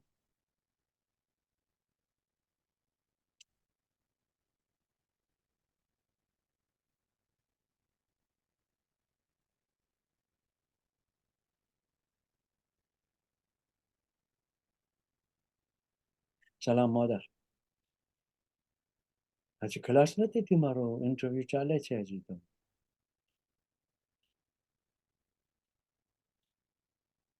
મને ખબર નથી હજી કેટલા કલાકનું કરશે.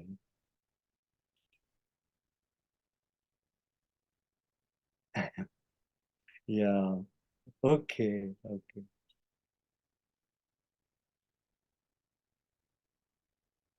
Okay. વાંધો નહીં આવે તને? Yeah, okay.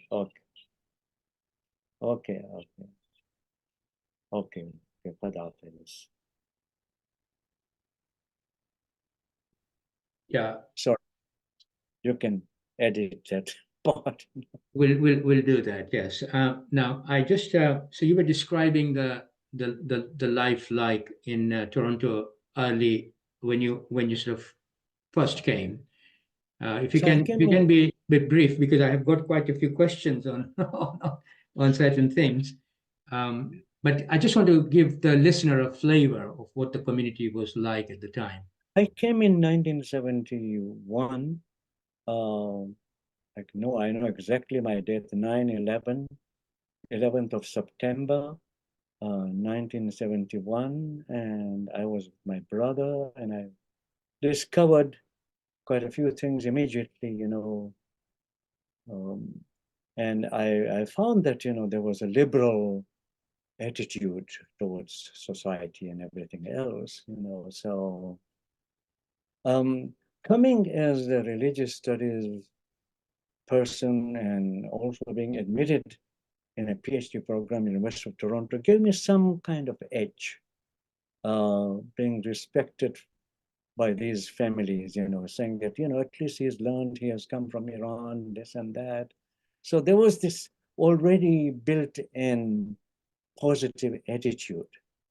But for me, it was a very different setup because I wasn't used to that kind of liberal adoption of religion, and so my brother and other elders, they made me, so to speak, their religious director. There was no official position because there was no Jamaat.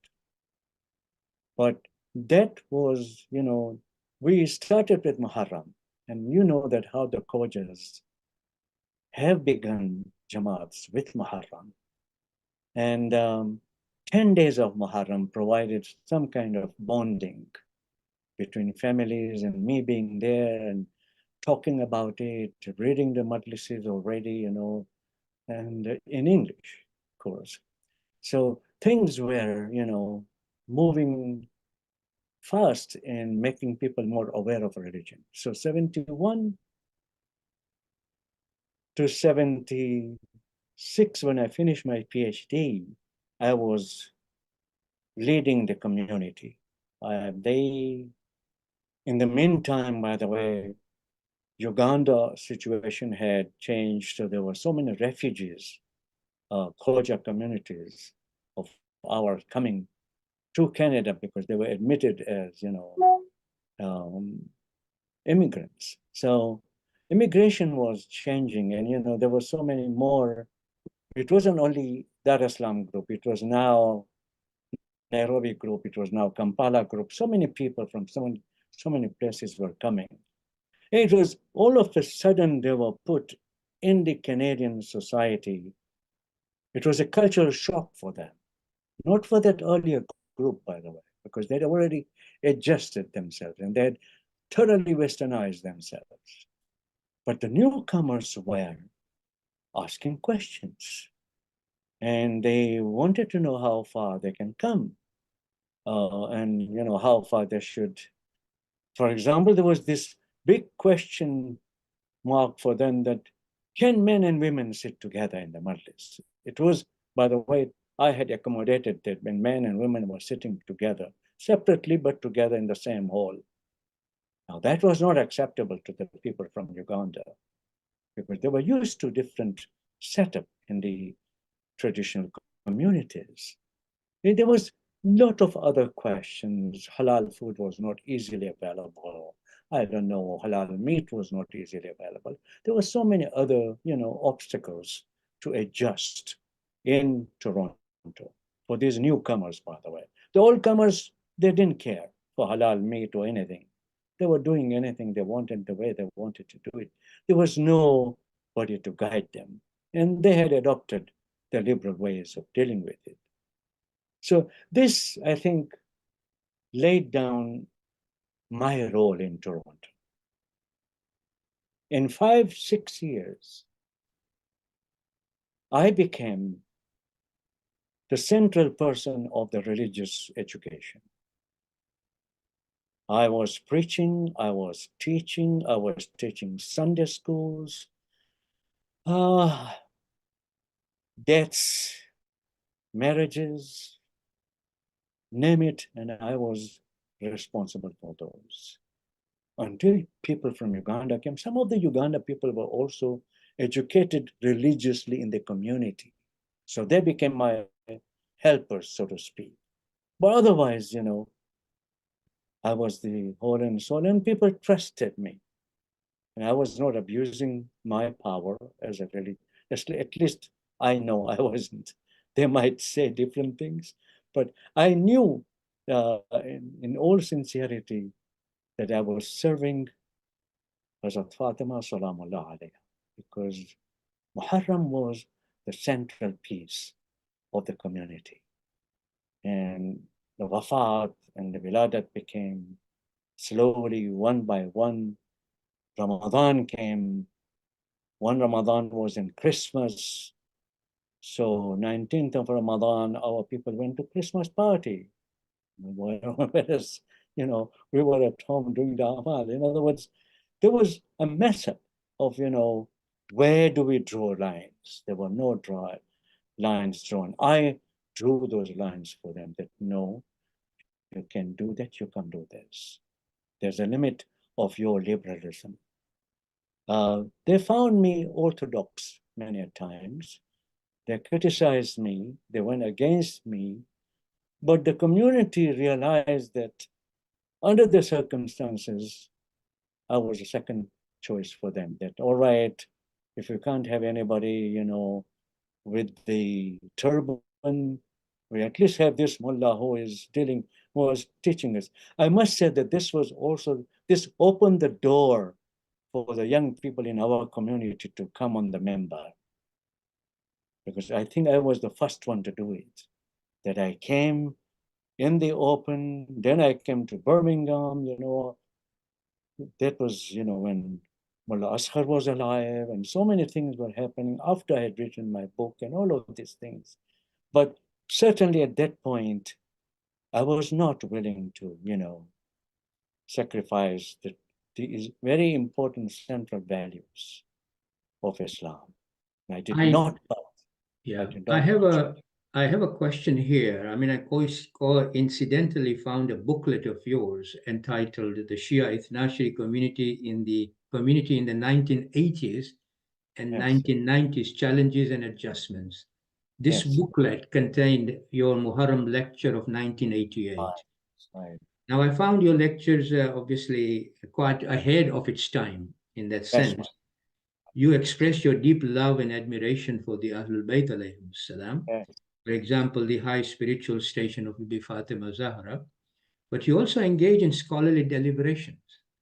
For example, the gap between the way women are looked at as somewhat inferior in fiqh, but not in the Quran.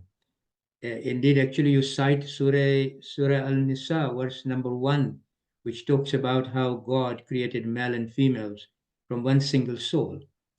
Now, what I wanted to ask you here is how were the lectures received and what type of impact did they create on the community at that time? Did people appreciate your research at the time? There was a lot of appreciation. All of these things happened while I had not defended my dissertation, by the way. So until that time, when I defended my dissertation in 1976, April of that year, before that, I had full audience and full people, everybody, Urdu speakers came to my majalis, and therefore I divided the majalis into English and Urdu, half and half. Some Urdu people wanted all in Urdu. I would agree sometimes to go all Urdu. Then we used to get Iranian audience. So I started reciting also in Farsi. So I could accommodate many, many different currents, linguistic, cultural, and religious understanding among the people. So I was at the top. Even when I finished my PhD, when I came back, every year I used to go back to Toronto for Muharram. They were used to me and my lectures and the way I approached. Even my critical approach of the history was taken by them very seriously. And they knew what I was talking about. I don't mean to say everybody agreed with me. There were those who disagreed with me. And they tried to spread sedition in the community. Was it related to the 1981, your book on Islamic Messianism? Was it the rationale behind this, or was it something else? It was something else. My approach was getting very popular. And I had a lot of support among the young people. Now university educated people was increasing the numbers. The recording of that session, by the way, it is 3 hours long. When me and Mullah came together on the public platform, and it was a packed audience. They came to listen to us. And I was given a chance, Mullah was given a chance to criticize me. I defended myself, and Mullah came to an understanding. And the matter was, as far as me and Mullah were concerned, it was resolved. I don't remember. So that particular episode, that what was famously known as in a way, a debate between yourself. Yeah. That was sort of that controversy was resolved there in 1995. That's right. That's right. Because immediately after that, Wafat of Hazrat Fatima came, and Toronto invited me to go. And by that time, Sayyid Ali Rizvi, Muhammad Rizvi was already there. I was the one who brought him there, to bring him there. Because I told the Jamaat, you need someone like Sayyid Muhammad Rizvi to be the leader of this community. And he will do the good job because he knows us as the Khoja community. He has worked with us. So I was the one to tell, Murtaza Ali Bhai, Sajjad Ibrahim, that you need to bring him. And he came. Wafat of Fatima came, and I was invited after this event of 95. So in the community, things were resolved by then, and yes, you were invited. Indeed. Indeed. But there were some people who were still agitating. Because I laid the foundation of the Jafari Center in Toronto, and they removed the plaque that said that Abdulaziz Sachedina laid the foundation. They were so angry with me that I am the enemy of religion. I'm the enemy of Imam Sahib al-Zaman. I don't believe in him. I don't believe in the Ghaiba of Imam Sahib al-Zaman. But I had already concluded that my work in the community is over. Because I was 2 Jamaats I was going, Paris Jamaat and Toronto Jamaat. Paris also did the same thing. They stopped inviting me, and I don't go. Even if I visit, my sister is there, I don't go to the mosque at all. I don't go to any institutions of the Khojas at this time.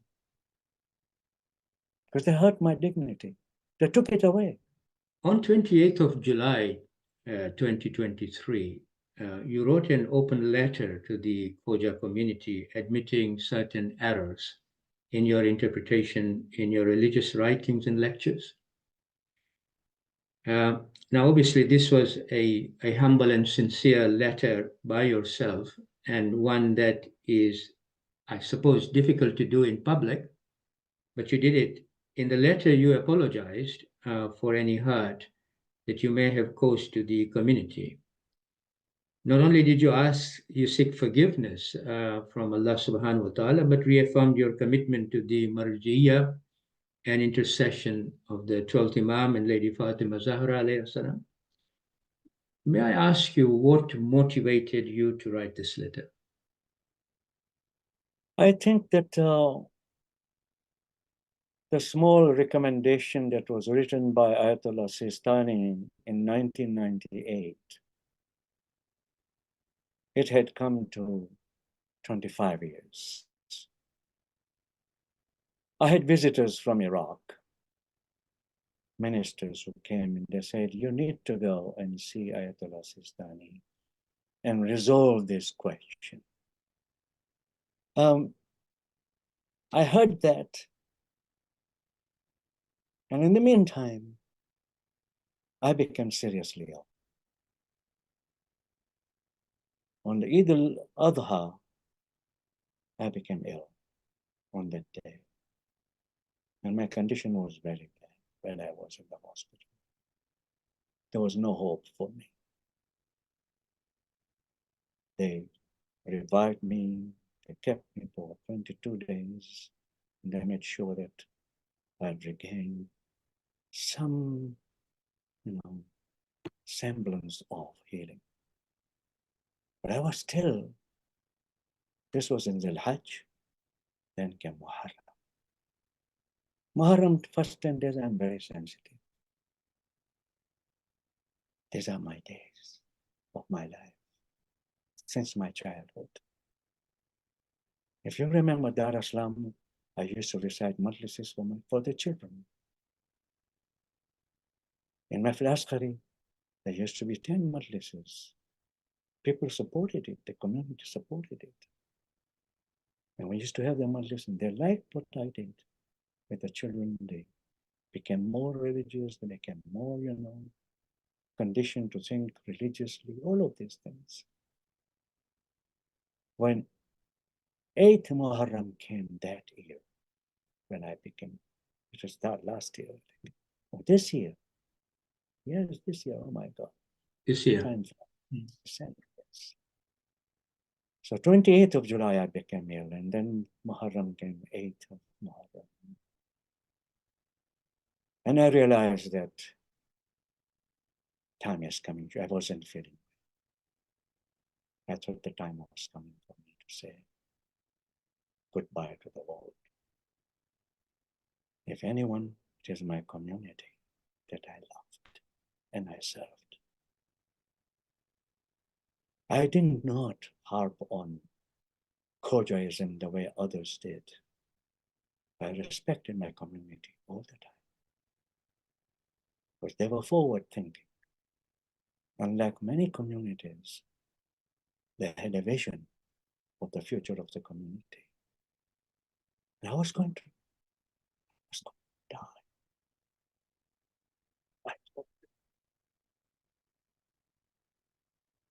And we were listening to the majlises of Sayyid Ammar Naqshbandi at home. And I came to know that he is in Iraq, he's in Karbala or Najaf. I got in touch with him and I said, I want to do it. I told Ammar, I have never left my religion. My religion is all that matters to me today. And I can say that Hazrat Fatima salam alayha, I am not displeased at any moment during the Zakiri of Imam. Ammar said, what do you want to do then? So you tell me, what should I do? You know the environment of the ulama as much as I know. I said, I'll take it up. But I also realized that I may have confused with my academic language. My book on Islamic Messianism, for example, it could be read in a wrong way. Who is it? Who am I to say that everything that I wrote did not confuse people? No. I wasn't writing a book of belief. I wasn't writing a theological tract. I was writing a historical study. Historical study has its own ground rules, and I followed them. And that must have confused my community, saying that I don't believe in the 12th Imam, or I don't believe in the Ghaiba and all of these things. But I want to assure you and the audience who listen to this that I never abandoned the mainstream Shia religion. Never. 12th Imam has been my Imam. I have often wrote to an Ariza even now. I never disbelieved. There are so many in the community, they don't even believe in the 12th Imam. There are professors, Shia professors, who tell me, we don't believe, I can't believe in 12th Imam.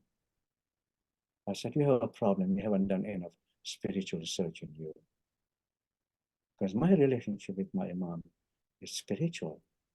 I don't see him, but he is able to connect with me. If only I become pure, I'll be able to see his connection. I'm not pure, I'm a sinner. But I do deserve the forgiveness of my community. I did it. On the Ashura day, that letter was completed. Sorry, what did you say? On Ashura Day? On Ashura day, I sent the letter. You sent the letter. Mm. By the last Islamists. To Ammar, I sent it to Ammar and Ammar took it. Mm. But how do you I mean, what I think the community still may want to know, what kind of errors did you feel you wanted to correct and why? I wanted the community to believe that until the end of my life, I did not disbelieve what they believed. I did not take their belief as a game for me to play. I did not do that. You should read my, what we call dedication in my book on the just ruler in Shiite Islam. I took that copy of that book and gave it as a gift to Mehfil-e-Asghari myself. And what did he say? I'm surprised you could write this. But that has been dedicated as Sultan al-Adil of the future. And this is Imam Sahib. The community has not seen any of my other works at all. None of them. They discarded me as if I was untouchable. So the community didn't give me a chance. But here you say there are errors you wanted to correct. What errors you wanted to correct?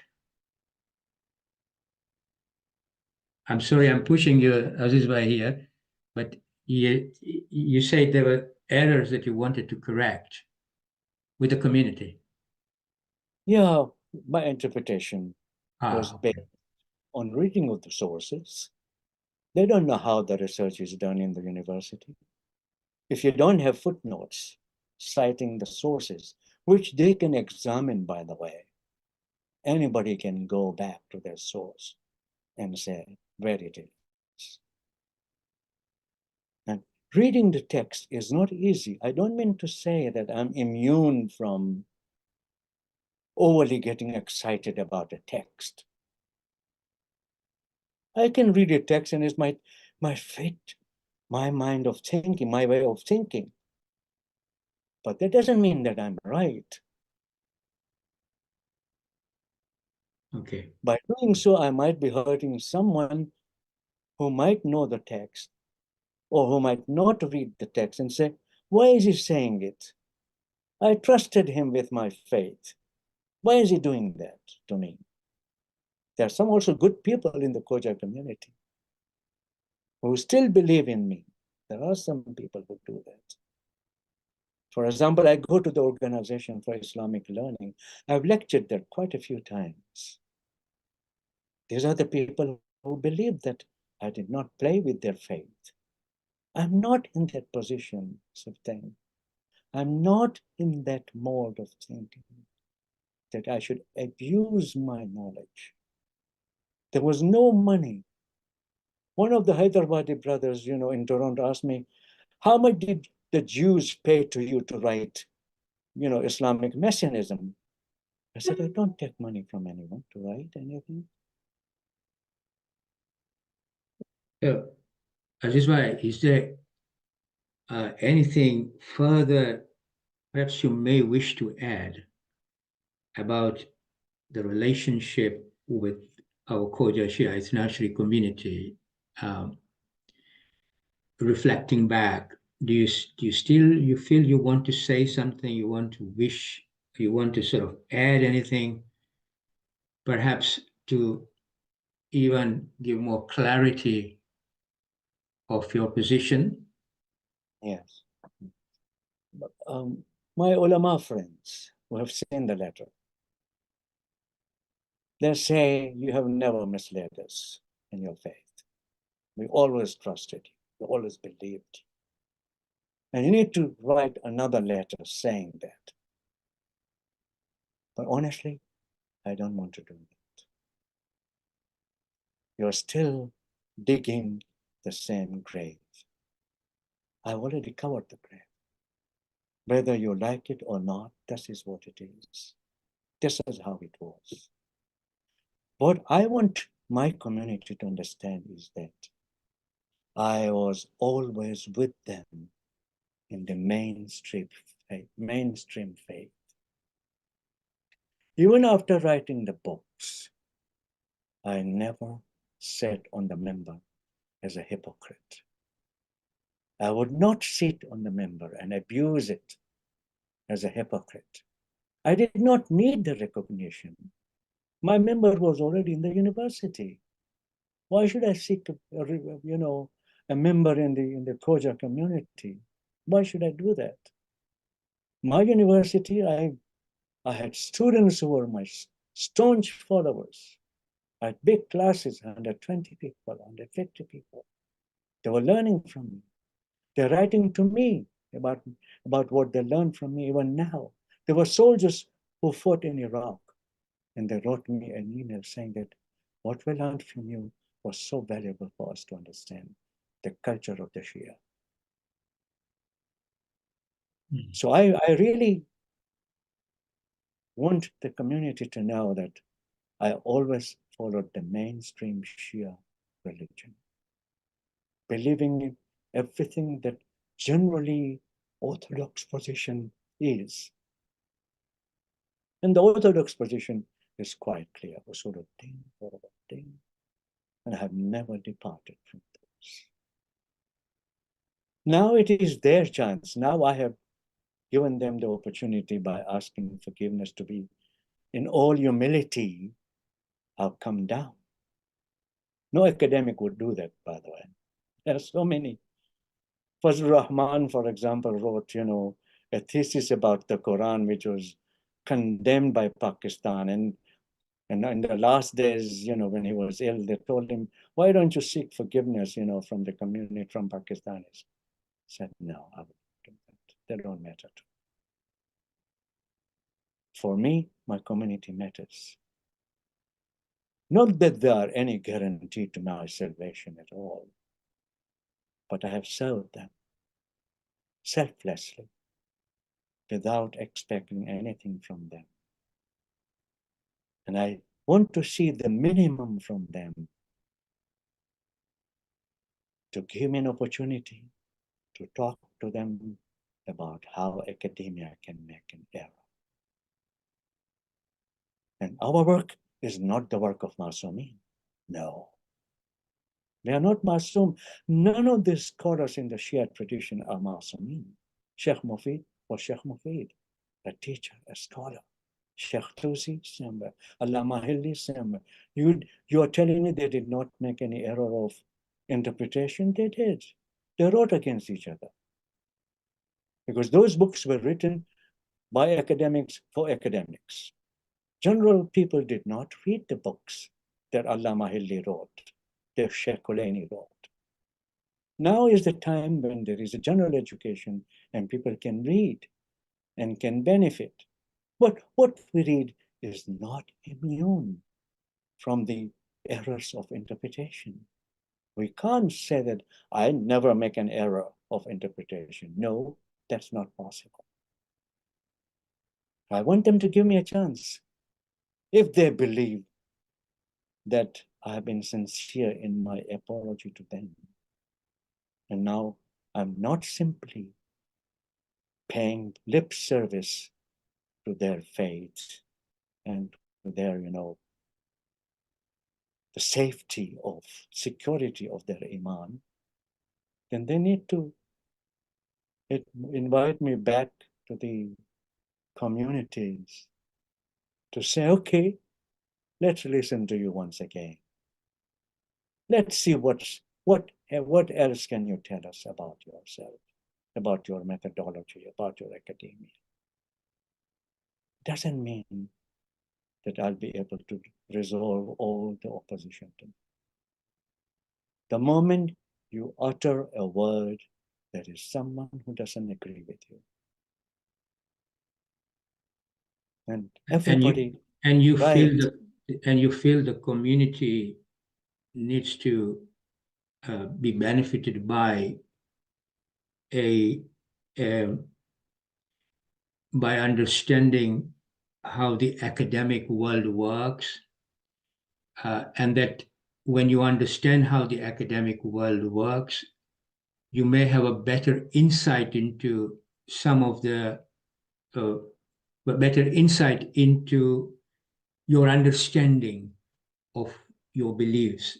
Is that what you feel, that opportunity ought to be given to the community? Is that what you're saying? Exactly. They should be able to listen to us. I don't mean to say accept what our conclusions are, what we have been doing, but also be generous enough, magnanimous enough to say, yes, we are hearing you. We are hearing your own dilemma.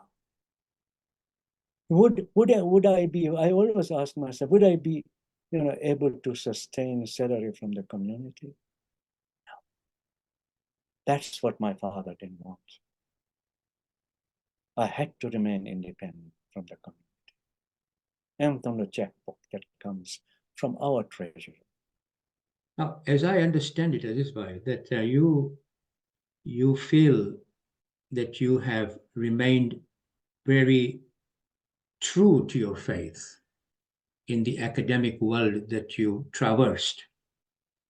You remain true to your faith, and the academic world is a world that that did not accept the fact that with this true faith, the research that you were trying to do or you were doing, they were not accommodating it, but you felt that you were able to open the gates of their understanding of a believer who is also carrying out a research which they may feel tendentious, or they may feel this is a religious aspect of it and not an academic aspect of it.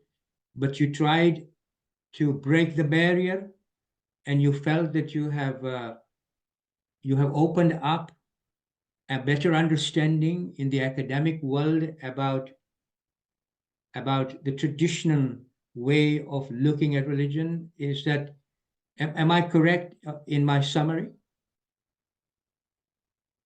You see, the traditional works on our religion are very strong. They're not devoid of reasoning. They're not devoid of rationalism. You look at the work of Sheikh Mufid, for example, Sheikh Tusi, Sayyid Murtaza. All of them were rationalists. We, the Shia, pride for our ijtihad. Our ijtihad was not only in the matters of what we call jurisprudence. It was also in the matters of writing books about history. How many ulama have written a history like Sheikh Mufid? Very few. Sheikh Mufid wrote one of the very best books on history, Kitab al-Irshad. And writing that book doesn't mean that, he was fully convinced with everything that he wrote, because so many other things create a problem of interpretation. When it comes to Karbala, for example, How was Imam Hussein received? What happened to Imam Hussein? All of these things are, somehow mystified in the cloth, in the dress of what we call traditional beliefs. And today we are struggling to separate the history from culture. How do we separate one from the other? So we do find, for example, in the recitation of the Masaib, there are so many Masaibs being read, which should never be read on the minbar. So we have, we have our own ways of teaching. And yet I think that my 45 years in the academia,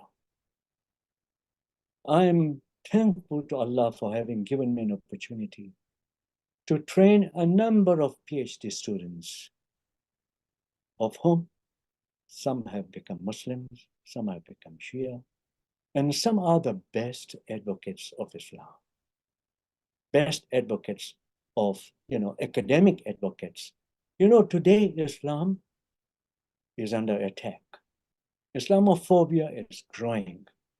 And some of my students, I'm so proud of them. They are the chair of the department. They are, holding important positions as professorship, everything, but they understand. And they write to me that this we learned in the classroom from you. So there must be something that is to be respected. And I don't want us to be blind. I want us to be, willing to say that there is another way of looking. We might not agree with it, but it is not completely unfounded. Because some of the literature that we are reading, which we are not able to read, are really talking like that. I want to ask you a final question here, Zizbai, that how is the academic world in Najaf and Qom, the seminary world, how have they received your books there? My books have not been all translated, but the Just Rule in Shiite Islam has been translated and published in Najaf. My book on Islamic roots of democratic pluralism has been published in Najaf. In other words, they're coming to know me. I was told by the editor of the series that Sayyid Muhammad Reza Sistani wanted a copy of your book that has been translated into Arabic. In other words, people are getting interested to find out what exactly is he saying. What is it that we find so objectionable? And, I think reading and teaching has enabled me to become aware of my own prejudices, my own biases. I don't come empty-minded to my sources. My mind is already made up. I know the truth of my religion. I know the truth of my, belief system. I've never questioned that. If somebody says, no, you don't believe in the Imam of the Imam Ali, I said, no, you wait a minute. What gives you a sense of that? I still believe that. He is my Imam. And so is my Imam, the hidden Imam. All of them are my Imams. Without that, I would not survive. And I do seek their intercession, despite the fact that this letter was going to be read by my Sunni friends everywhere, including Saudi Arabia. Look at the last sentence, that I believe in the intercession of the 12 Imams and Fatima al-Zahra. I did not shy away from making it very clear, even to my Sunni friends. I'm working with some of the Saudis on biomedical ethics issues, on biomedical ethics methodology. I've edited some of their works, and they highly respect my work in Islamic biomedical ethics. So in other words, we have crossed those boundaries, sectarian boundaries, and my work is being read. In London, I was told the same thing, that your book on Islamic roots of democratic pluralism is being read widely among the Sunnis. Now, if this is a little advantage that we have, some open-mindedness that might come, I don't mean to say those who are prejudicial will stop being prejudicial, but there is a room for dialogue. There's a room for conversation, and we have to initiate it because we are a minority. We are not in a majority. Coming to Najaf and seminaries in Najaf and Iran and Qom, those seminaries, you have been trained in both in a way, but you published your work in the West. Now it is being read in the seminaries in Qom and Najaf. Do you think that your work has brought a closer relationship between the methodology in the West that is being taught on, say, how texts are read and all that, and the seminaries? Are they appreciative of that? Do you feel there is now a closer understanding or a better understanding of that? And do you feel that the role that you have played in bringing this closer, do you feel that? Okay, I think the question is in two parts. One is to understand the methodology of the Hausa and whether they can accommodate a modern methodology of the study of the same texts that they are studying as part of their traditional education. For example, if you are reading Sheikh Tusi's Nihaya in jurisprudence in the Hausa as part of the requirement of the curriculum, would the people reading the same text in another part of the world would draw the same conclusions? Now there has been a kind of acceptance that no, Sheikh Tusi is an author, is not a masoom. Sheikh Mufid is not a masoom. Allama Majlisi is not a masoom. If he's writing something, it's open to research and open to debate. There's nobody immune from being questioned. This is something that has been accepted after much, effort on my part. In Qom, in Najaf, in the University of Kufa, I taught a course on methodology right in the Kulliyat al-Fiqh. What is the method? And I would shock the students, by the way. And I would shock them in such a way that they would say, now, I ask you students, there are 70, 80 students, by the way, Mu'ammam, with covered faces, they were all taking my course. If I told you that al-Rijalu qawwamuna ala nisa, men are the managers of women, was for that time, not for our time, when women have become the managers of men. An-nisa qawwamat ala rijal. There was this uproar. Oh my God, you are challenging the musallamat of Qur'ani. I said, I'm not doing that. I'm looking at the sociology of the Quran, of that verse of the Quran. The sociology is talking about the time, about the society in the 7th century. Are you going to apply the same sociology today if you're going to make a decision? We have women here sitting in the class. Would you have allowed these women to come and sit with men? Men on one side, women on one side. Me as man teaching, would you have allowed it some time ago? No. Now you are allowing it. What is the change that has come? The change is sociological. The change is anthropological. I asked the women, after getting this degree in MA in jurisprudence, what are you going to do? Give fatwa? I said, no, we become social workers. We become teachers in the school. We go and teach in the school. In other words, there's a training for them. Methodology now is becoming something that you never spoke about. Ravish tahqiq, as they would say it. Al-manhaj, al-ilmi. What is it?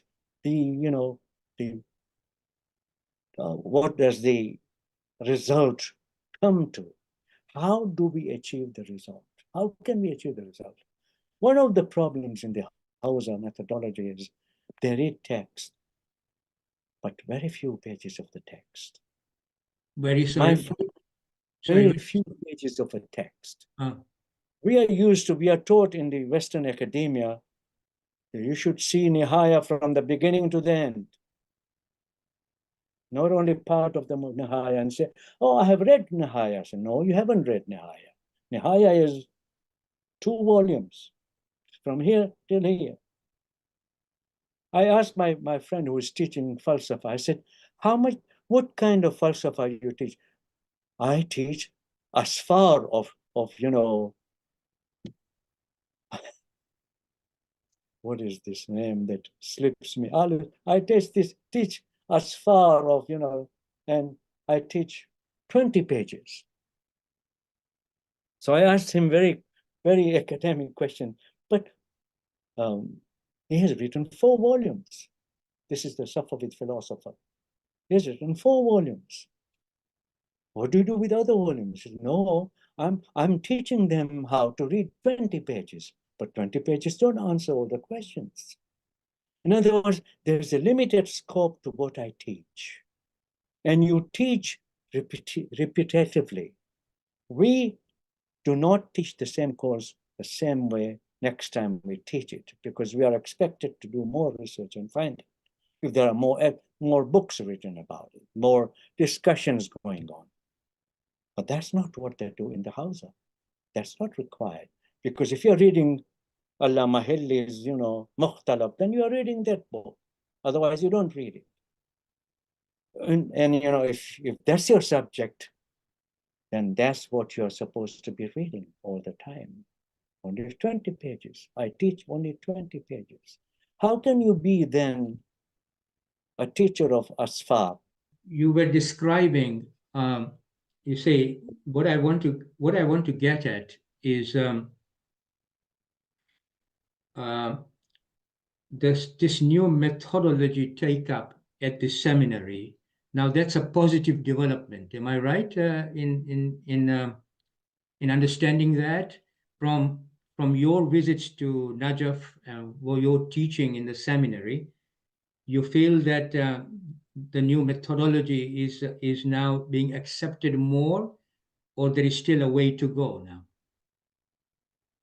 They still have a way to go, because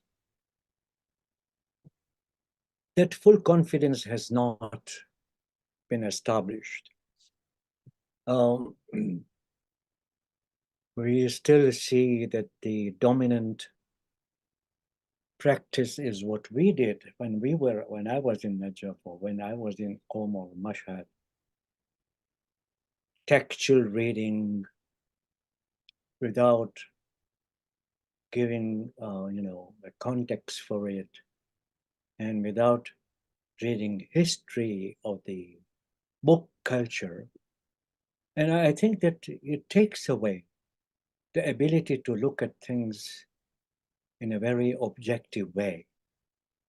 Because without the tool of textuality depends upon culture. And culture imposes its own values on the textuality. So we do find that the textuality still predominates in the Hausa curriculum without any thorough, introduction to the culture. Because if we are going to read Allama Hilli without knowing Hilla, without knowing the Il-Khanid period during which it was written, or if we are going to read Sharif al-Murtada and his, major works in theology and jurisprudence, without understanding Baghdad in that century, I think we would make the same mistakes that the earlier scholars did. Today, we not only need modern languages, which has become quite a norm. There are so many people who, so many ulama who speak English, who speak French, German. And, it is a new trend to read works that are not only, written by Muslims. So you do find that non-Muslim authors are also being referred to. If you go to the library, you'll find that the library of Kulliyat al-Fiqh in Najaf has some good and very respectable collection of the, Western Orientalist scholarship. So I think that opening of the minds is dependent upon reading of the text. If you don't read text outside your own text, traditional text, then it's very difficult to realize how others have, created epistemes. Others have created educational modality so that we can learn from it, so that we can understand it better than we did before. So I think that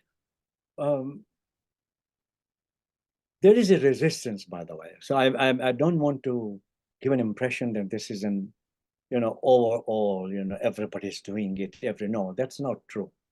If Kulliyat Sheikh Tusi does it, it doesn't mean that another Kulliyah, another college does it. They don't do it.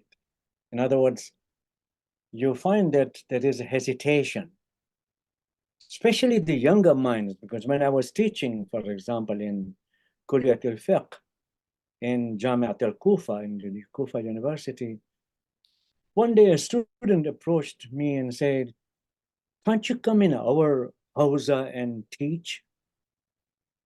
I said, "You go and talk to your organizers.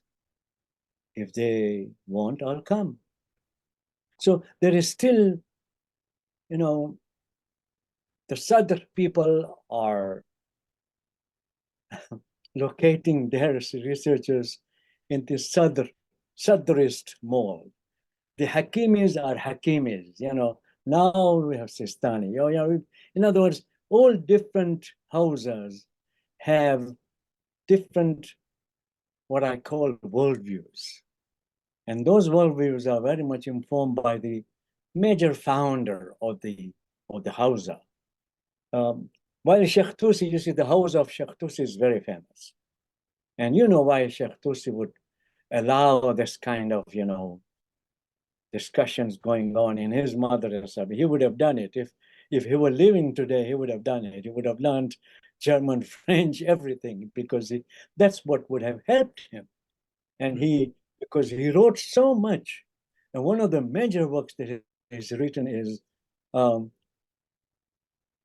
al-Ikhtilaf, what the differences of opinion between the schools of law.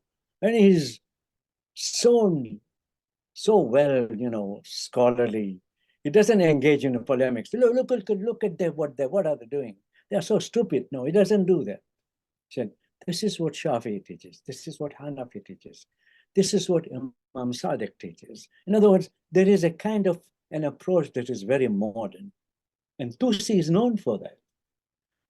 But not all of them are like that. So not all the madaris are really geared towards reform. Right, yeah, and I understand that. But the resistance, is the resistance based on genuine, sort of genuineness about one's methodology, that our methodology is correct, we feel comfortable about it, and so we are resisting it?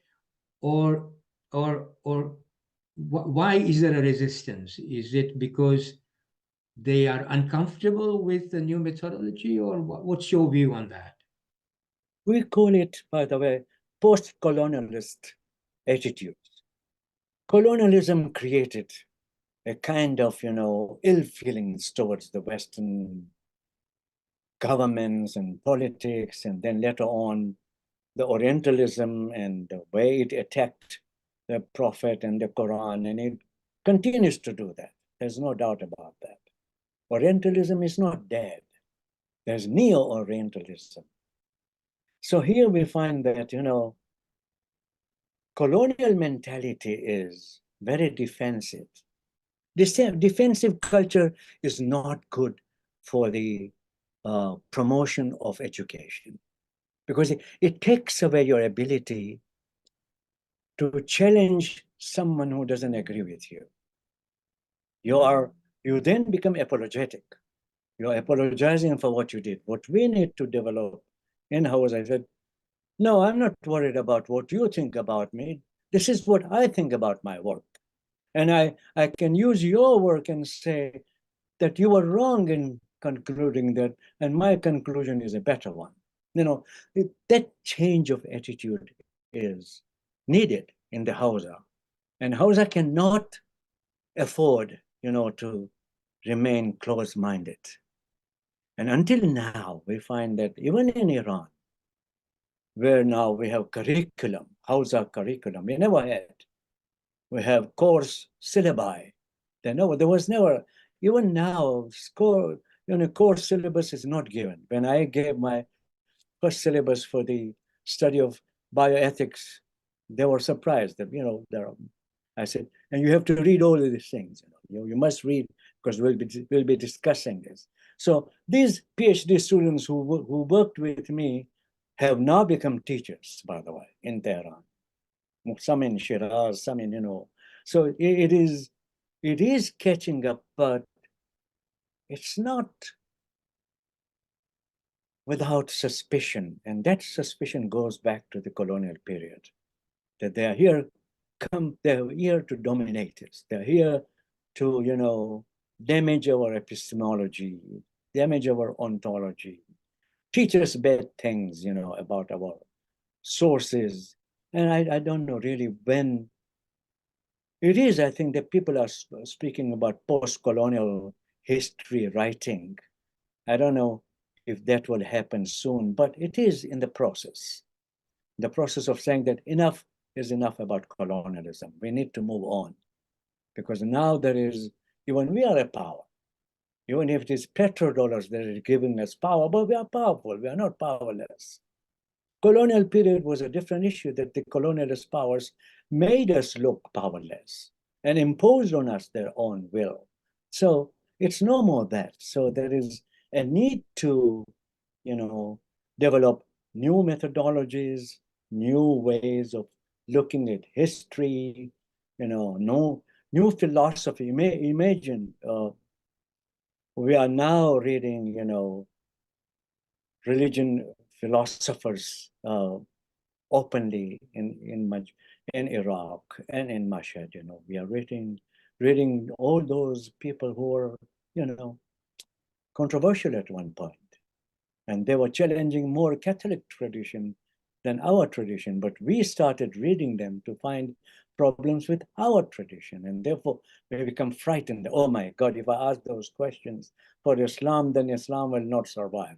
Quite to the contrary, Islam will become quite strong.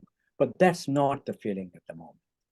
Yeah, and I want to come to that point actually. And today we have a trend of banning religious scholars from the minbar when different opinions, new ideas, or simply knowledge from our own sources are presented, which people may not have heard of. And I'm not asking this out of any intention to create controversy. No, that's not my intention here. It's basically to genuinely understand why this trend exists now. And you have obviously, perhaps you can enlighten us with your obviously experience of being banned for such a long time, or rather not invited. If I don't want to say you're banned, but say not invited to address. But also whether banning and ostracizing is something which is going to is going to harm the community in any way. And is it really promoted by the Quran and Ahlul Bayt alayhimus salam? I mean, where does one draw a line in this sort of sense? Well, you have touched upon a very, very important, sensitive issue about what, for example, the status of the Quran in the West and the status of Quran with us. and the way I've been challenged quite a few times, that I've been told by my colleagues that you take the Quran to be foundational. I said, yes, this is the only text that has come down to us from the time of the Prophet. And therefore we engage in its learning in different ways, like lexicographically, historically, theologically, juridically. We approach the Quran from different angles. Now, reading Kierkegaard, for example, as a religion philosopher in Germany, and you are reading about criticism of Catholicism. Some of these scholars whose works are being read in Qom, I don't know about Najaf, are someone like Kierkegaard, someone like Louis Gardet. Some of these scholars who wrote, and I dare say, they sow the seeds of doubt. My students who take courses in New Testament with my colleague, they say, we went with a lot of faith, we lost everything. That's the class. And my colleague is, an ordained minister in the, I don't know which church, but the students expect him to say something that they don't hear in the classroom. And there is a fear of this kind that, are we going to be, completely discredited by our own people if we say those things? Because I remember I read four Muharrams in Mahmoudabad in Tehran. 4 years I went there and used to get very good audience, very learned audience. And it was obvious that my ideas were not accepted by everyone. No, absolutely not. But there was a lot of, I would say, energy, positive energy, because of the things that we were discussing. And sometimes historical criticisms, that we were engaged in. What is the role of culture in the society? What is the role of tradition in the society? It created a lot of, discussion.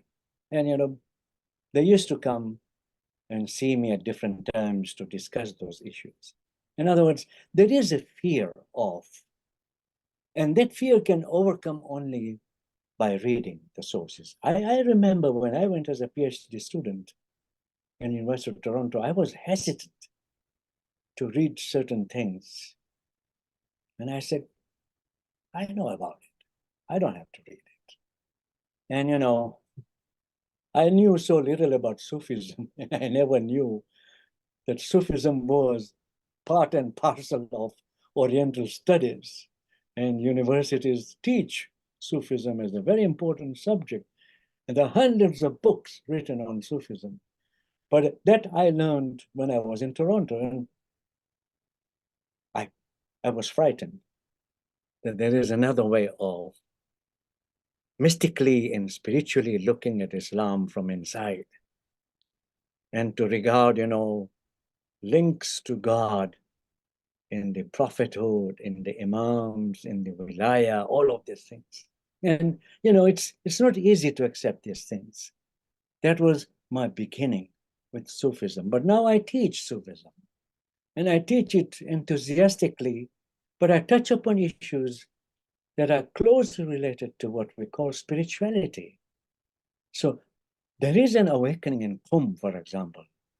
And they would ask, Chara az rohaniyat sobat namikun, chara az ma'anaviyat sobat namikun. Why don't we talk about spirituality, about, deep meanings of religion? We should do that because our youth is reading Western mystical teachers and not reading us. So, let's go to Hafiz and find out what kind of Sufism was there, or, Saadi, or Sheikh, Firdausi, all of these, In other words, there is rediscovering your own sources by reading them again and not closing it, not saying that, oh, I know enough about it. But that's what happened to the American mind. When Americans began to close their minds, they stopped reading more. And they became satisfied with what the professor said in the class. And if the professor took a position that was anti-Aristotelian, then they went out with that position. And that's not what we are supposed to do in the classroom. In the classroom, we are supposed to teach Aristotle and Plato as not always agreeing with one another, rather disagreeing with one another. Socrates and Plato did not always agree with one another. It was Plato who wrote the works of the Socrates. All of these things are also part of Mullah Sadra, for example. I forgot his name. Mullah Sadra cannot be read in one way only.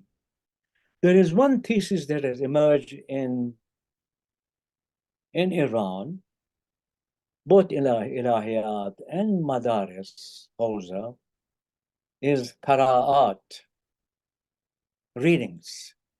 There are different readings. So if Sachedina is reading Mullah Sadra in this way, I don't have to follow him.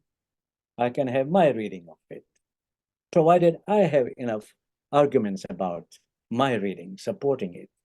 In other words, there is now readings of the Quran, by the way. I read the Quran and I find it very enlightening book. You read the Quran and say, my God, this is so repetitious. How shall I deal with this? I don't even understand it. Well, that's true even with the ulama, by the way. Because when they read, they say, well, we read it as a religious requirement, as a holy act on our part. But we don't read it in order to get the ma'rifah from the Quran, to get the understanding of the Quran. But now there is a new movement. If Kierkegaard and other philosophers are reading the Bible and deriving new meanings, different meanings, there is also a movement in Iran and in the ala qira'at al-mukhtalifa. They are talking about that also in Najaf. There are different readings that will bring about what we call the tolerance within the community. When the community is one univisioned, then it doesn't think that there would be another way of looking at it. But if the community learns, let's say, that there is a multi-vision way of looking at one reality. Like Rumi says about the elephant, if I touch the ear of the elephant, then I see only ear. If I touch, the legs, then I see the trunk of a tree. And this is, by the way, the masal al-a'la. This is the best example of how different readings can inform people. I think that is an opening, in my opinion. Even if it's slightly the door is open for that, I think it is a progression. It is a process. Thinking doesn't come overnight. It comes as a process. And the more we process the information, the more we become open to it. Hausa, I think, are looking for a very bright period, especially Qom. Qom is very forward-looking, by the way.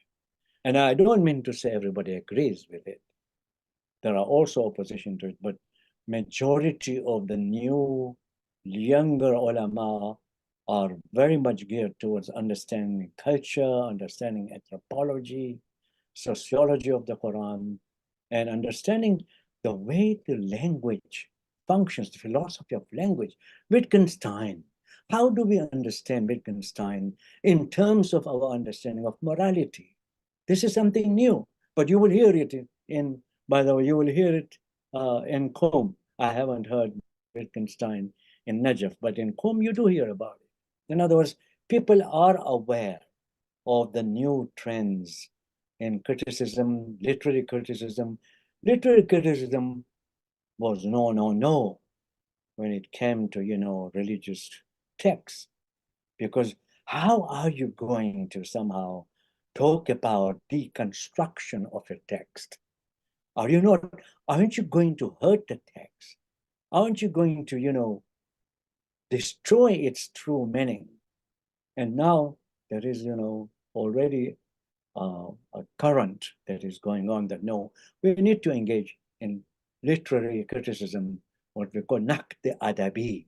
Naqd adabi was taught only in Danishkade Adabiyat, in the literary college. But now it is also taught in the Hausa that, okay, we need to learn the text, the way the terminology appears, the way we need to understand its grammar, and what exactly is the grammar of a language. What do we mean by the grammar that has been used by Sistani is different than the grammar that has been used by Khomeini. All of these things are part of the discussion that we did not hear before. So, in your opinion, in that case, once the education and the knowledge is understood in that sense that you just described, the members' oratory or members' conversation with the masses will obviously change, and hopefully the masses will then be more knowledgeable about such things and more tolerant about different interpretations of a text. And that way, hopefully, a mature understanding of a text, or rather alternative readings of the text, will be acceptable. At this moment in time, perhaps would you say that the listeners, or rather the audience, are not sort of capable of perhaps understanding if it was put to them because they're not sufficiently educated, that you need to be tolerant about different interpretations? I think that some of the programs recently instituted in Qom, I haven't about Najaf, I haven't heard, but quite likely there is more traveling between the West and the ulama. Vatican also has proved to be a good source for our scholars to go there and sit in the interfaith dialogues. There I have seen the, what we call the Najafi ulama as much as the Qom ulama being part of the interfaith, dialogue, which they never did. They did not think it was the right thing to do. Yeah, we can convert them, but we don't sit in agreement with them. We don't say, our theology is like yours. That will be defeatism. So that is changing. But as you know, that Renaissance did not occur overnight. It took a long period of translations and travels and collection of materials on both sides for them to know what exactly Egyptian civilization was like. What was Iranian civilization like? What was Indian civilization like? Now, what has happened is that more and more works in the West are also opening out. They're not ethnocentric the way we think is the right way. Otherwise, you're wasting your time. That thing is becoming diluted. Ethnocentrism in the scholarship is being diluted. But also, I would say, religious centrism is also being challenged. That you can't sit in your religion and say all other religions are false. That forces you to develop reading of the sources, reading of the materials others are writing, not only about your religion, but about their religion. There were times when in Najaf, I still remember I was invited to become part of the dialogue between the Iraqi scholars and the Jewish scholars. I think it was Boston. I'm Baltimore or Boston. And I saw the ulama, Shia ulama. They were all English speaking, by the way. Mostly middle ages, younger people. But I was there to ask those questions and, to hear the Jewish community leaders, the rabbis, responding. But I also was very much happy to hear what our ulama were responding. In other words, I think, there are chances today that there were never before. The electronic highway that is connecting people, the internet that is connecting to people is amazingly influencing the way Imagine artificial intelligence. I heard, in Mashhad, there was a bioethics conference there, and people were talking about, some of the ulama were talking about artificial intelligence. In other words, the world is changing today. And if the Hausa don't change, then they're doomed to failure. But is that realization there? Yes, it is. They're discussing it, no doubt. When Okay, I go, yeah, I mean, basically, I mean, we don't want to sort of create a picture that the knowledge of Hausa or Hausa Ilmiya or the skills developed there and the methodology of the seminary in any way inferior to the other side. We don't want to sort of give that impression. I don't think one is wanting to give the impression. What one is wanting to understand is that let us understand where they're coming from and whether there is any knowledge that we can utilize to unearth the knowledge that we have in a more deeper way. Is that correct? I think that there's a big realization is in Iran and Iraq and many other places is that the study of religion is not a monopoly of the seminaries. There are also secular institutions like universities and colleges. They teach religion and they negotiate the space for religion in the minds of their students and in the community of the educated people. Now, this is in Tehran and in Qom and Najaf we're talking about? Yes, everywhere there is a realization that we are not the only one. Abdulaziz can speak now. Abdulaziz doesn't have, an imam on his head. There were times when there was a suspicion that if we went without imama, who would listen to us? But no, now they know that no, there are people who are with faith.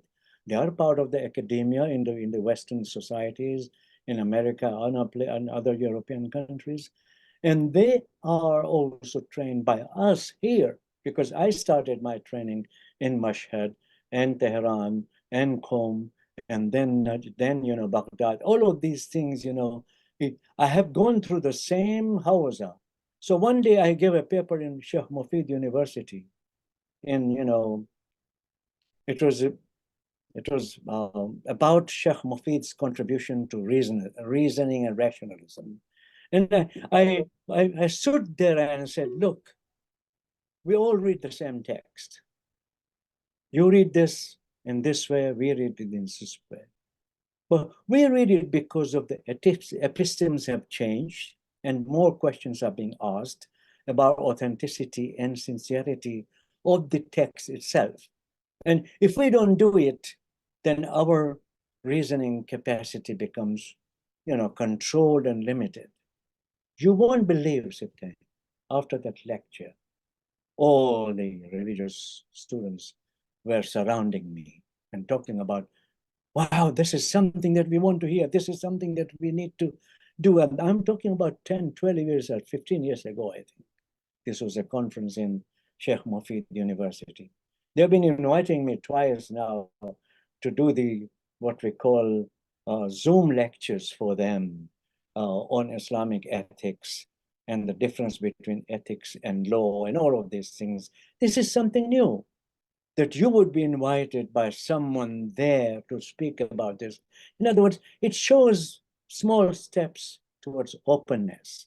And I think I'm by nature optimistic, and I see good signs. And that the new crop that will come on members will have to equip themselves with this kind of knowledge if they want to be effective in the community, because the community has changed. Today, the community is not the same community. Look at the Khoja community. How many educated people we have in the community, secularly educated, doctors, lawyers, professionals. There are all of these kinds of people dealing with the business world, which is much wider than the small duka, in Tanzania. It's a very challenging times. And Therefore, someone who sits on the member and does not, care for for his or her audience will have a hard time convincing them, because they do want something new. They do want something that clicks in their mind as something reasonable, something rational. And they don't have to do away with the tradition, but the tradition needs to take a new coloring of modernization. Right. I mean, I think you have in our deliberation in the last 10, 15 minutes, I think you have given a good understanding of the developing challenges that await for institutions as well as communities. And I think also an understanding that the young people and the community as a whole demographically has changed, sociologically has changed, and that what is to be given from the member has to make sure that it engages with the mindset and the challenges that they have at the moment. So I think you covered that aspect from your experiences. What are very briefly, your current publication or research you're working on? Anything new that you're working on at the moment? I'm working on now Islamic ethics as taught by the Ahlul Bayt, by the Imams. Oh, mashallah. So I have a general work on Islamic ethics. But this is specific. Now it's going to be more dealing with what the Imams have taught, what the school has taught, what kind of ijtihad they have done in the area of ethics. Okay. And you hope that you would be invited one day to talk about this. Inshallah. Very optimistic. I live constantly. You are by nature, you said, optimistic. So I think you should remain optimistic. I think we have to bring this interesting conversation to an end now, Azizbhai. I think we've talked quite a lot. It seems to me that in your life journey, many experiences, I mean, now having talked to you, many experiences touched you and shaped your pursuit for greater and better understanding of the meaning of your own existence, as well as what surrounded you. I sincerely hope that our in-depth conversation provided you an opportunity to reflect your thoughts with a community that is yours. I know at times, and understandably, given some events which we reflected in our conversation, I do not know whether this is the feeling you had, but I can only express what I think you could have felt, especially having deep and abiding connection in a community that you were raised and supported, and the community in turn had expectations also from one of their own intellectual. You must have felt deep sense of sadness and not able to give and share your knowledge, and loneliness as well. I'm sure of that, given the opportunity now that you took humbly to apologize to the community on certain errors that you felt that you have made. But I also hope that this conversation provided those from the community a better sense of understanding of your life journey, and the fact that each one of us really have our own journey with our Lord, and be ultimately accountable for what we undertake as we traverse in our life in this world. I think I want to end with this ayah from the Quran, because I think that, having had a conversation, I feel this ayah is perhaps maybe just right. I hope so anyway. Bismillahir Rahmanir Rahim.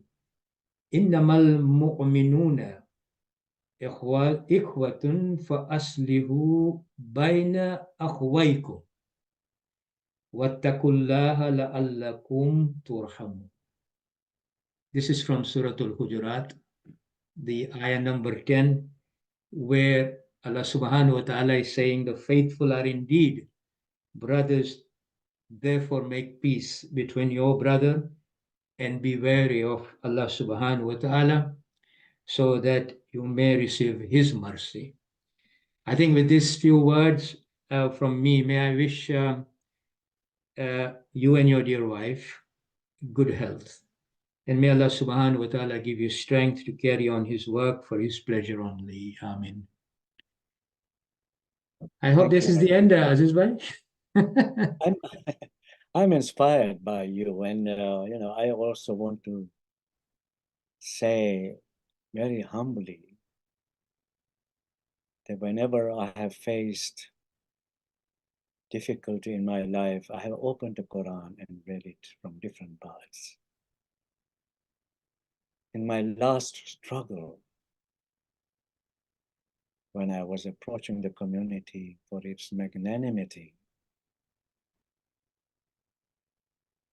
I opened the Quran and I saw this ayah. وَإِنْ يَمْسَسْكَ اللَّهُ بِضُرٍّ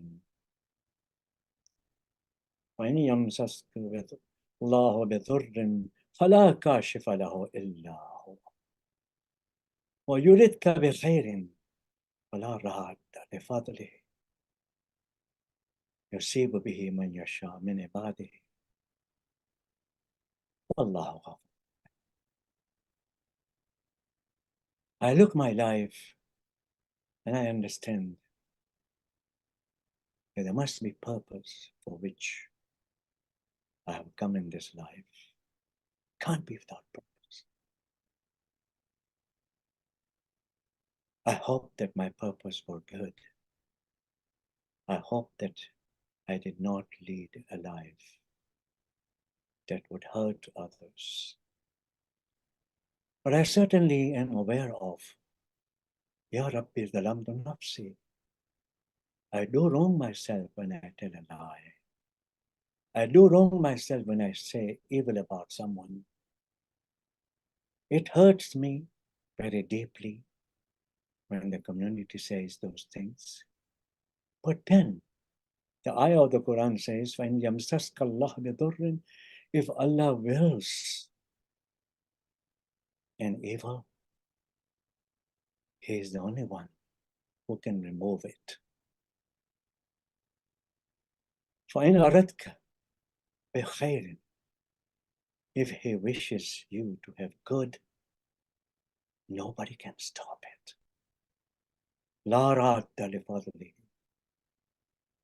يُصِيبُ بِمَنْ يَشَاءُ مِنْ عِبَادِهِ. He gives to anyone among His servants. He is the most forgiving, most merciful and most forgiving. I believe in the mercy of Allah. I believe in forgiveness. And I still would say that we are not immune from making mistakes. We are not immune from committing errors of judgment. May Allah forgive us and give us the ability to look at one another and build our relationship the way it ought to be related.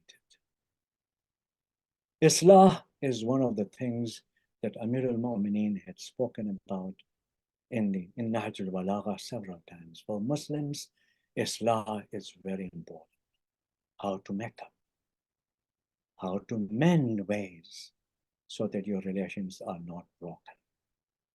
I want my relation to be intact with the community.